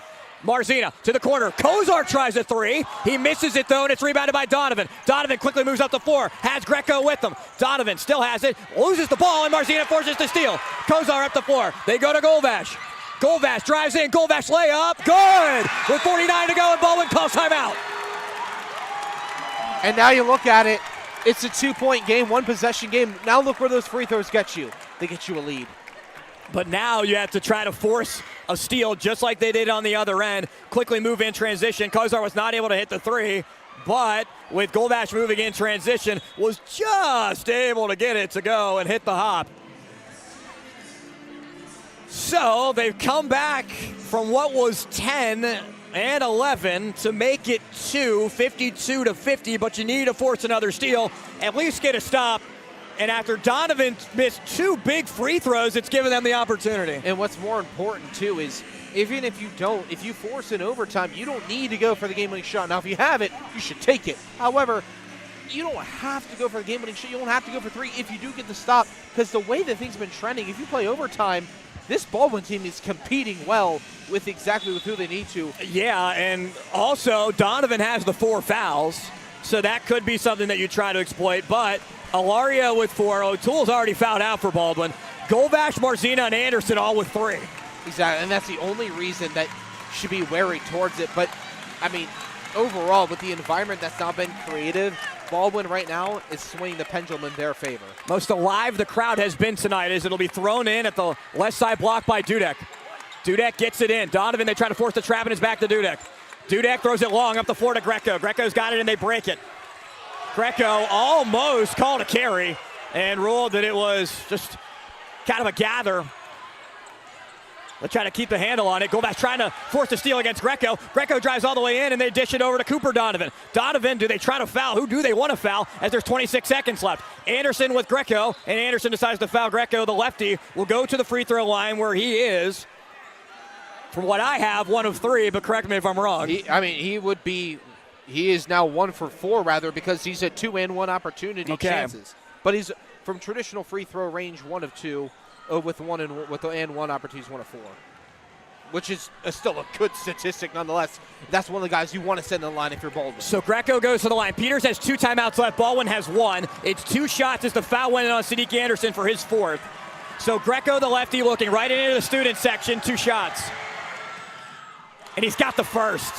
With ice in his veins to make it a 3-point game, but this would be critical to make it a 2-possession game. They're going to send Wetzel out of the lane and send everyone back. No one inside the lane with Greco on his second shot. Baldwin with Marzina, Golvash, Kozar, Anderson, and Otto out there. If Greco misses it, there's no one to rebound it, but he makes the shot and makes it a 4-point game. Huge free throws by Jaden Greco as Marzina will let it roll to half court, and he'll pick it up in a 4-point game. Bounce pass to Kozar. They got to move quick. With 20 seconds, Marzina layup. Oh, almost got it to drop. And a foul called with 16.7 will send Max Marzina to the free throw line where he is 0 for 2. Exactly, and it's unfortunate because, again, we talked about N1 opportunities. And that foul goes on Dylan Donovan, so he has fouled out. So Marzina will go to the free throw line. Donovan out of the game with 15 points. So they will bring in Lucas Sachs for Donovan.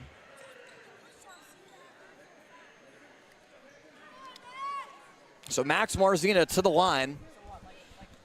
And you talk about free throws. Peters made 2. Marzina got the first. Exactly. And now it comes in a question where, what do you do after this? Because you make the second one, it's a 1-possession game. Yeah, you try to trap immediately, try to force a steal, and then whoever's got the ball in their hands, you probably have to foul. There's only 16.7 left. You have 1 timeout. Marzina second. Way short. He airballed it. And a timeout called by Peters Township. So after a perfect nothing but net free throw from Max Marzina, an air ball from the senior on the second attempt. The question becomes, did he try to touch off the front of the rim and give someone a chance to collect a rebound with a quick possession, or was that a genuine miss? No, I don't think so. It was a genuine miss. If they would have done that, they would have put Smolko in and put him on the opposite side of where Wetzel was. and they would have tried to. If they were going to do it, you put your tallest guys in. You put Tor and Eddie in the game. You put Bryson Smolko in the game, and that's how you try to get it done to get an offensive miss. But with a 6'8" player in Wetzel, don't think that that's the way that they were trying to draw it up. So it's a 3-point game, and they're going to have to force a steal. After a made free throw would have sent Peters to the line, and 1 of 2 could have made it a chance to be able to come down and hit a 3. But now you're in a situation where you have to get the steal. Not much time left, or you're going to need 2 missed free throws. I think a lot of this, nonetheless, of the outcome of what comes away of this, and I know there have been some points of critique. Overall, though, the way this game has been this close on a team that has had a large question mark and even more of a large chip on their shoulder, you got to commend in a lot of this effort put together by Baldwin. So Peters Township sends Greco, Dudek, Wetzel, Cooper Donovan, and Lucas Sachs out onto the floor. Baldwin sends Otto, Golvash, Marzina, Anderson, and Kozar as they're going to make it like a football play for the WPIAL 5A champs to throw it in like it's a pass. Sachs to throw it in. Will they get it in time? They do have 1 timeout, and they like to take it. So probably a good discussion in the huddle from Joe Ehrman where if you can't get the ball in bounds, just use the timeout. We have one, not Chris Webber style, and now they have no remaining. Yeah, I mean, with Nolan DeLucia in the house, I mean, that makes absolute sense. And it was the scheme and the idea makes sense. You want to try to stretch it out the floor, create some separation. But overall, Baldwin, great work to stick with it. Now, you're able to do that again.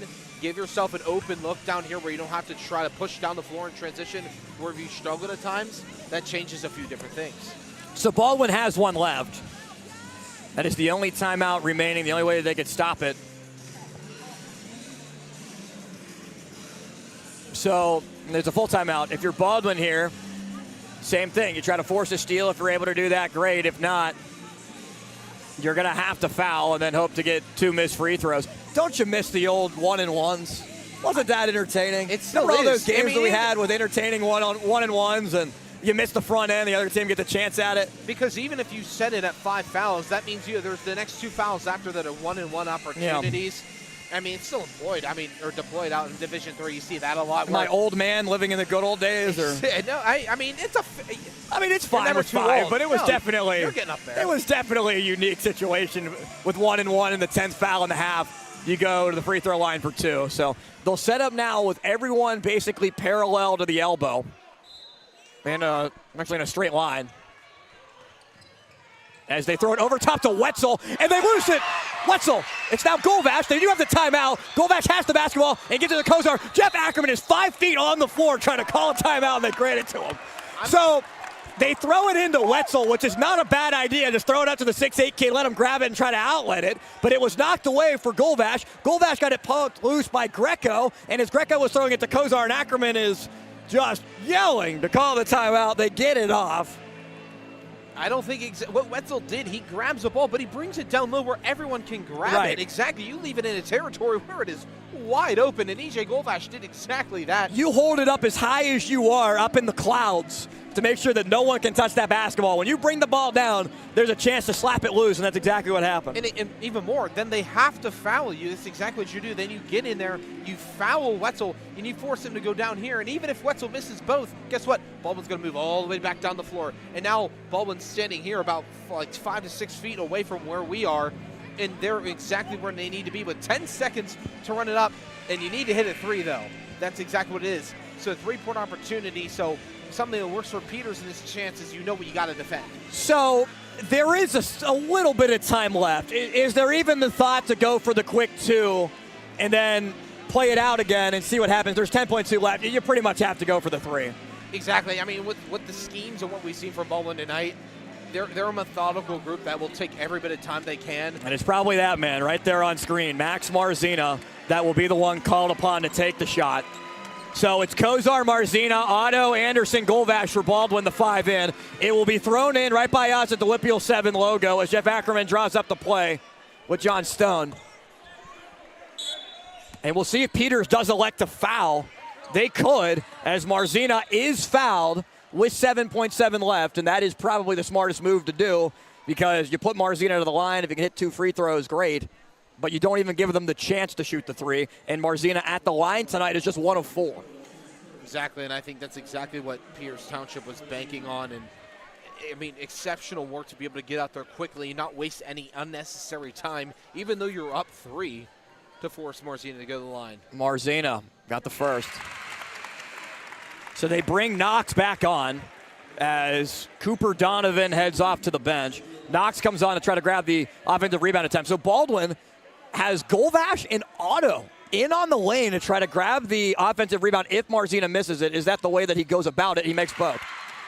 So Baldwin, no timeouts left, 7.7 left on the clock. It's a 1-point game, trying to force a steal as it will be thrown in by Sachs. Sachs gets it in. They try to force the trap, and a foul is called. They will send Dan Dudek to the line. He has not been there yet. 6.4 remain on the clock. So what Baldwin is going to need is a miss as the foul ends up going on Anderson, and he's fouled out. So Sadiq Anderson's day is done. He ends with 6 points. So with Anderson coming off and Alario with 4 fouls, O'Toole is also fouled out. They'll send Alario back in. So Dan Dudek, the sophomore guard, has not gone to the free throw line yet tonight. He averages just 4 a game. He's scored 5. No one in the lane for Peters. 2 big shots. Has to make, you would think, at least 1. And he got it. Now, if Dudek makes this one, that's huge because Peters can just do the same exact thing and foul Baldwin and send him to the free throw line, or it could not even allow them to get up a 3-point shot. Here we go, 6.4 left. Dudek, second shot, misses. They're going to get a chance at it. In the hands of Golvash. Marzina calling for it. Golvash drives all the way in. Golvash just takes a 2 and hits it to tie the game. E.J. Golvash sends us to overtime. Wow, we have more basketball. Exactly where this was, 11-point deficit, 2 different 10-point deficits, and E.J. Golvash takes it to a place where he knows oh so well. Out just in front of the top of the key, you settle it down, you take the shot, and again, with what we've seen in the last 5 minutes of this quarter, or in the second half too. Marzino was calling for the basketball. Golvash decides to go all the way in, and an off-balance elbow shot, it drops. And now you get a chance at overtime to where, if you think of it like this, these 2 teams are much more close and well competing with each other with how this ended. Now, the problem becomes for Baldwin, you gotta play clean because you have 2 guys that fouled out. You have Alario, who's already at 4 fouls, and Marzina and Golvash, your 2 guys, your 2 stars who can return from last year at 3 fouls each as well. Luckily behind that, Jackson Otto, who's done 11 points tonight, only has 2. It's just not an ideal situation for Baldwin, but it's the better one of the 2. And it all starts with clutch performances by who we said needs to step up. Yeah, in E.J. Golvash, and he was able to do so. I honestly thought Golvash was going to go for the 3 for the win, but he just decides to dribble in, and in a shot where he seemingly just hung in the air for a while, was able to hit it. And E.J. Golvash, a clutch moment to send us to overtime. So we'll monitor the fouls. Alario has 4, Marzina 3, Golvash 3. On the opposite side for Peters Township, remember Wetzel just has the 1. The only other player of consequence with fouls is Dan Dudek with 3. As we are tied 55-55, and we'll play a 4-minute overtime with the student section getting ready with Peters Township putting back the tip. In our entire time together, there's not been 1 overtime game. This is a very rare opportunity. But it's a prime one for Baldwin. All right, here we go. Into the hands of Greco. And remember, Donovan has fouled out. O'Toole has fouled out. Sadiq Anderson has fouled out. Greco gives it off. Sachs drives, gives corner 3. No, Wetzel offensive rebound right past Otto, and they're going to call a foul on Jackson Otto as Wetzel just kind of put his hands up right over top of Otto and was able to grab it. Oh, man, I'm really surprised they called a foul here as the 3 was missed by Donovan. And, yeah, there was a slap from Jackson Otto. It's his 3rd. And Wetzel hits it for the 3-point play.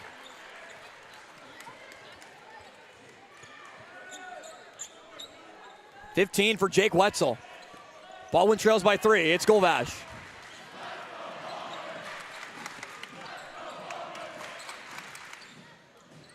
Marzina swung around Ilario. Marzina gets it back. Still the 2-3 zone for Peters, and they swung around Ilario. Ilario thought about the three, now drives in, and he's fouled. They're calling it no shot, but it doesn't matter because the fouls carry over. And the foul goes on Lucas Sachs for his third. So it will send Trey Ilario to the free throw line. It's the first trip that he will make to the line. And Ilario, who has stepped into a starting role, only has 3 points that came in the first quarter. He has 6, rather. He's hit a 3 in the fourth quarter, and he makes the first. Exactly. I mean, the unfortunate part is Peters was able to go down and get the three-point play completed. But for Baldwin to come away with 2, still chips in your favor, especially in a longer overtime. Ilario doesn't hit Marzina, offensive rebound. And they will reset on the perimeter with Marzina driving in. With Wetzel right there with him, they send it out to Ilario. Ilario drives in, dishes. Golvash thought about the 3 and now drives in. Golvash with the lane, gets around Wetzel and scores. And E.J. Golvash ties it at 58.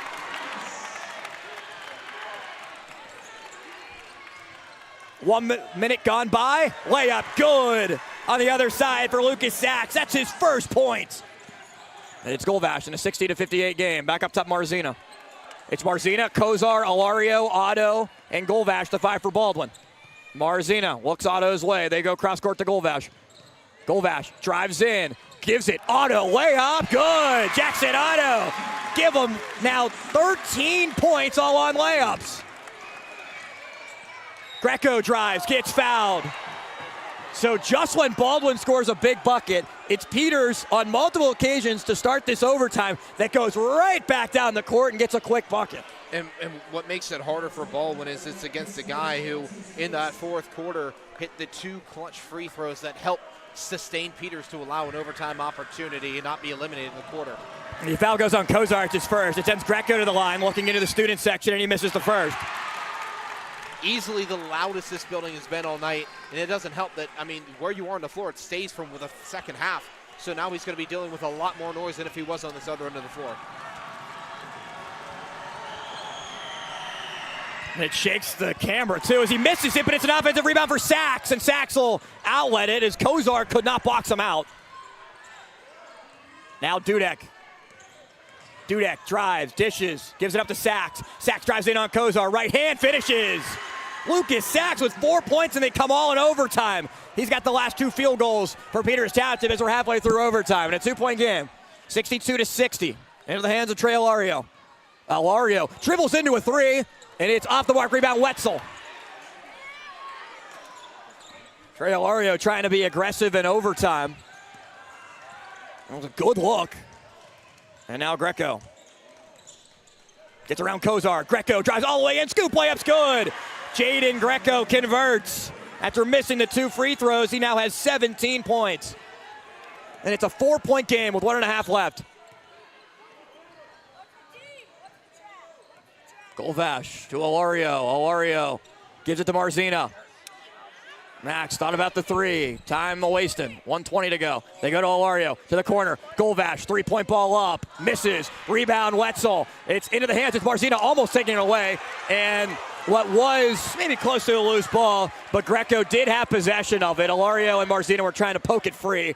Golvash can't believe that it's actually a foul called. And we'll take another look. As Marzina bypassed that 3, it was a pretty decent look. And as he went in, Golvash had a good look right in the corner, but just missed it off to the side. And yeah, there's the foul on Max Marzina for his 4th. So more free throws for Greco.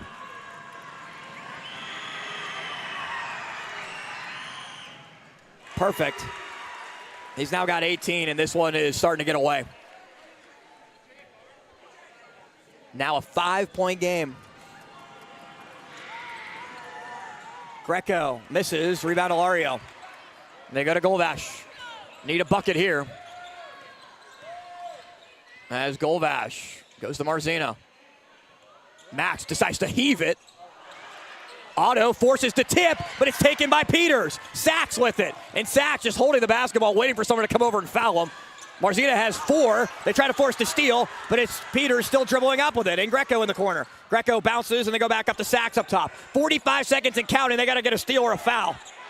Kozar will foul, and they're going to call an offensive foul on Dudek. as Dudek wrapped his arm around Kozar. It's the 4th on Dudek. It's actually the 5th, so they get Dudek to foul out as well. So Dudek's gone, Donovan is gone, Sadiq Anderson for Baldwin's out, Teo Toole as well. That's 2 foul outs now for Peters Township, and 2 guys that have contributed a lot to this. I mean, where exactly they are right now. Unfortunate part is Baldwin finds himself in another hole just off one missed possession. Golvash drives, kicks, Kozar. Kozar with Golvash calling for it. Golvash pulls for 3. Otto fights for the rebound, still fighting for it, into the hand of Anderson. Marzina pulls for 3 from the corner. No, Otto tracks down another offensive rebound. With 22 seconds, they gotta go, and Kozar gets fouled.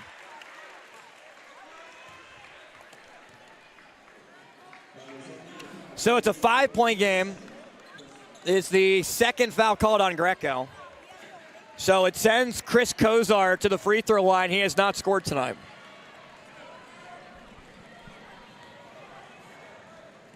Kozar, one of the main men off the bench. We've not seen Smolko in overtime or in the 2nd quarter, and Kozar misses the 1st.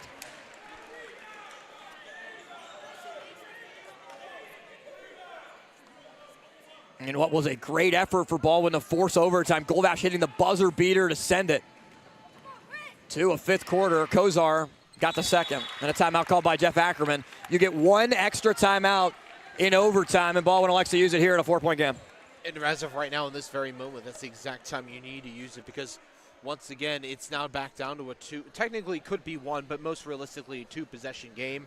And it all starts, and it's funny because there have been just back and forth consistent looks, but when it's come down to it most, Peters Township has found themselves on the right side of a lot of clutch opportunities, even though Baldwin has forced this into overtime, even being down 10-plus points multiple times. So in this situation, with it being 4, obviously going to have to try to force a trap and force a steal. And then in this situation, again, who do you want to foul? Well, time ticking away, only 21 seconds left. Peters does have 1 timeout remaining. On the stat sheet, obviously the first guy's Wetzel, if he's still out there, which he should be. Fouling him would be most ideal for you, or even Knox, as he has been 0 for 2 from the free throw line tonight. However, nonetheless, no matter who you foul, it's an unideal situation because you give Peters an equal opportunity to extend it up, even though someone's maybe missed a few free throws early on. So it's Marzina, Kozar, Golvash, Otto, and Trey Ilario, the 5 for Baldwin.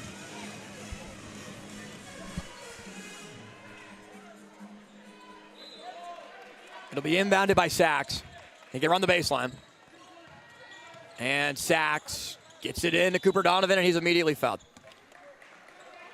Only 1.4 came off the clock. So Cooper Donovan, who's 1 of 2 at the free throw line after they couldn't immediately force the steal. And the foul goes on Kozar for his 2nd. It's 2 shots for Cooper Donovan after Dylan Donovan, the 1,000-point scorer and the leading scorer on the year for Peters Township. The Indians captain fouls out, and Cooper makes the 1st.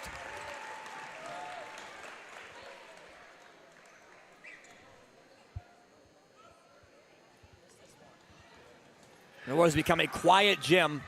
Donovan misses the 2nd. Quickly up to Marzino in a 5-point game. Need a quick shot. Marzino, they'll give him the 2, and he scores.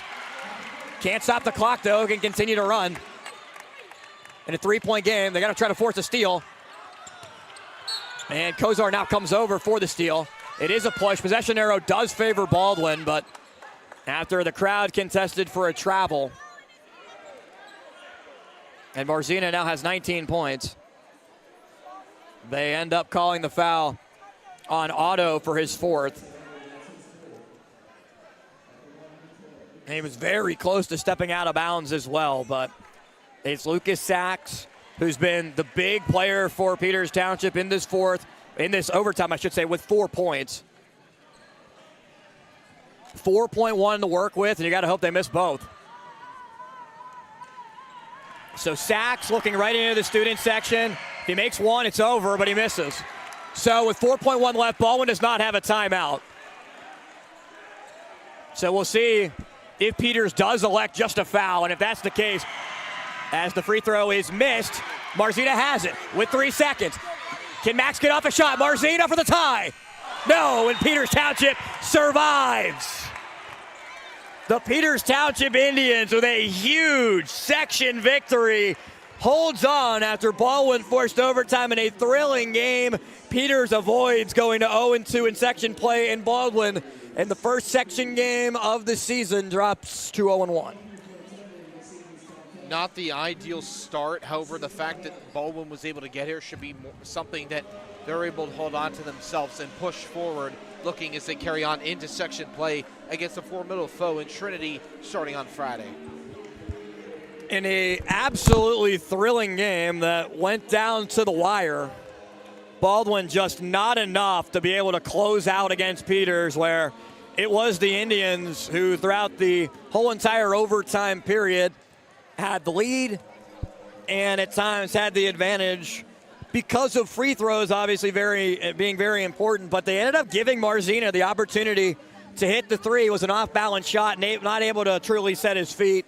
A decent look, and Max just not able to get it to go. As Baldwin drops now to 3-2 overall, 0-1 in section play. Peters Township improves to 4-2, and now 1-1 in section action. Next up for Peters, they will play a non-section game against Norwin this Friday before playing against Trinity on the 23rd, final game before Christmas. The Fighting Highlanders will move ahead to Friday's matchup against Trinity. We're back right here on the Baldwin Sports Network before playing South Fayette in the final game before Christmas Day, December 22nd against South Fayette. Both doubleheader nights, but starts with Trinity on Friday at 7:30. Boys will play Trinity, girls will play Trinity first. And a 63-point performance for Baldwin, not enough in overtime as they lose 66-63 to the Peters Township Indians. We will see you Friday night. For everyone on our 10-band crew and for Ethan Spazarski, we're back in business, hoping for a victory next time around. Right here on the Baldwin Sports Channel. Austin Bechtold signing off. We'll see you Friday night.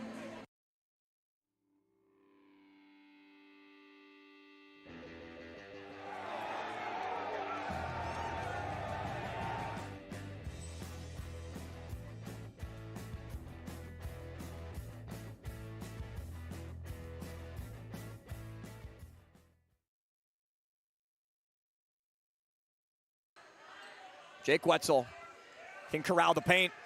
And Smolko drives on him. Smolko way up, got it. Bryson Smolko with the bucket pass Wetzel.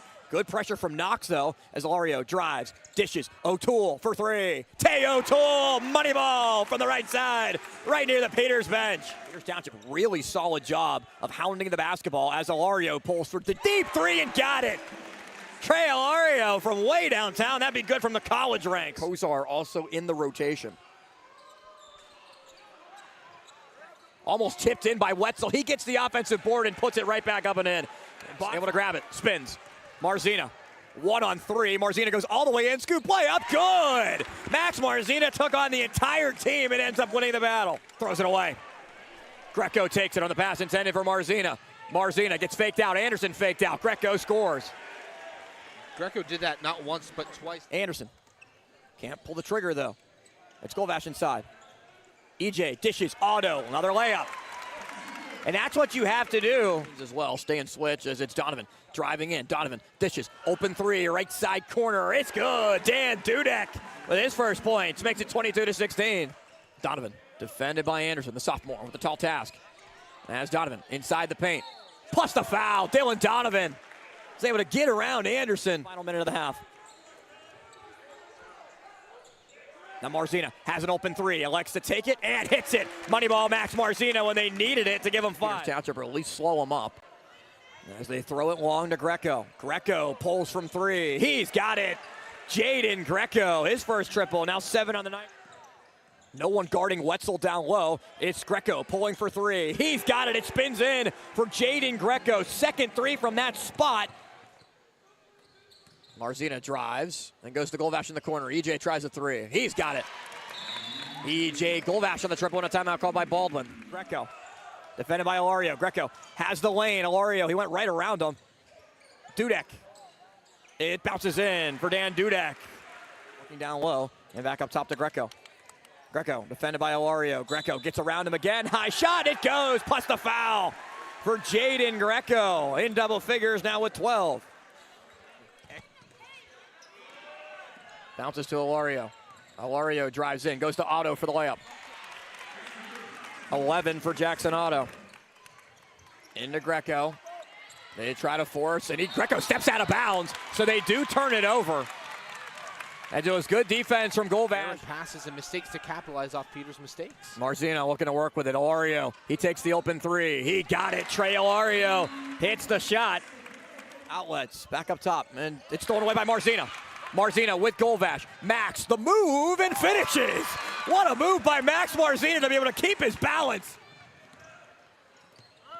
Golvash spins, kicks. Anderson, three-pointer, good. Sadiq Anderson drains it. Kozar up the floor. They go to Golvash. Golvash drives in. Golvash layup, good. With 49 to go, and Baldwin calls timeout. And now you look point game. Bounce pass to Kozar. They got to move quick. With 20 seconds, Marzino layup. Oh, almost got it to drop. And a foul called with 16.7. And actually in a straight line. As they throw it over top to Wetzel, and they lose it. Wetzel, it's now Golvash. They do have the timeout. Golvash has the basketball and gives it to Kozar. Jeff Ackerman is 5 feet on the floor trying to call a timeout, and they grant it to him. Here we go, 6.4 left. Dudek, second shot, misses. They're going to get a chance at it. In the hands of Golvash. Marzino calling for it. Golvash drives all the way in. Golvash just takes a two and hits it to tie the game. E.J. Golvash sends us to overtime. Sachs drives, gives, corner three. No, Wetzel offensive rebound right past Otto, and they're going to call a foul on Jackson Otto. Ilario drives in, dishes, Golvash thought about the three and now drives in. Golvash with the lane, gets around Wetzel and scores, and E.J. Golvash ties it at 58. 1 minute gone by, layup good on the other side for Lucas Sachs. That's his first points. Golvash drives in, gives it, Otto, layup, good. Jackson Otto, give him now 13 points all on layups. Ilario gives it to Marzino. Max thought about the three. Time wasting. 1:20 to go. They go to Ilario to the corner. Golvash, three-point ball up. Misses. Rebound, Wetzel. It's into the hands of Marzino, almost taking it away. And with 3 seconds, can Max get off a shot? Marzino for the tie. No, and Peters Township survives. The Peters Township Indians with a huge section victory holds on after Baldwin forced overtime in a thrilling game. Peters avoids.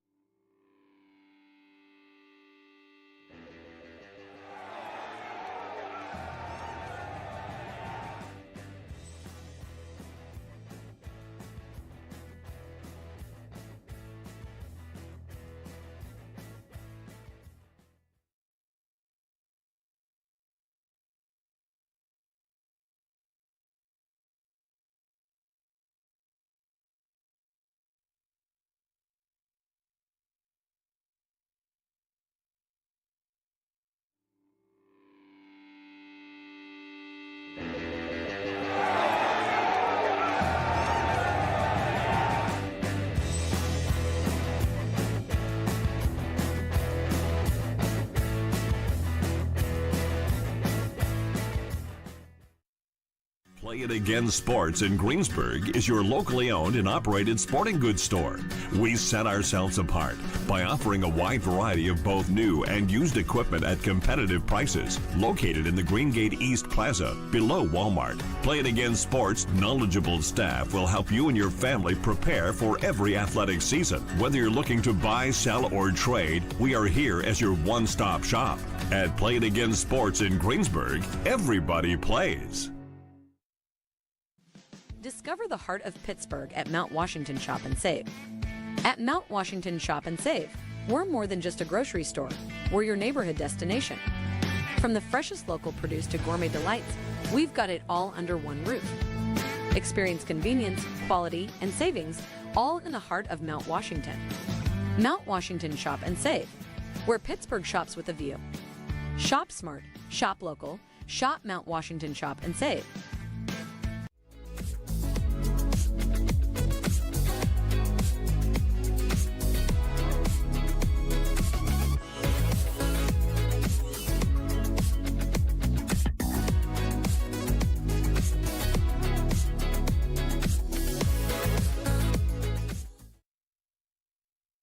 for calling Penny, PA's health insurance marketplace. How can I help you? I need help paying my health insurance premiums. You came to the right place.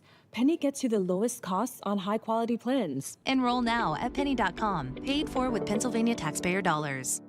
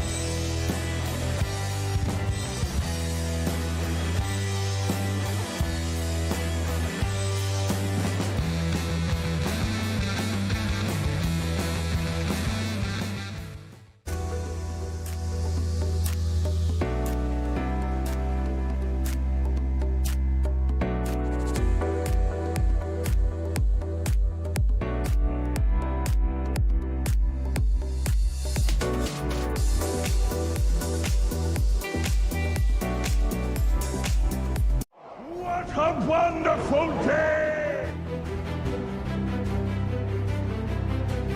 Welcome to Temple Strength and Sport Performance, where we empower you to reach new heights in strength, speed, and athletic performance. Temple is here to support you every step of the way.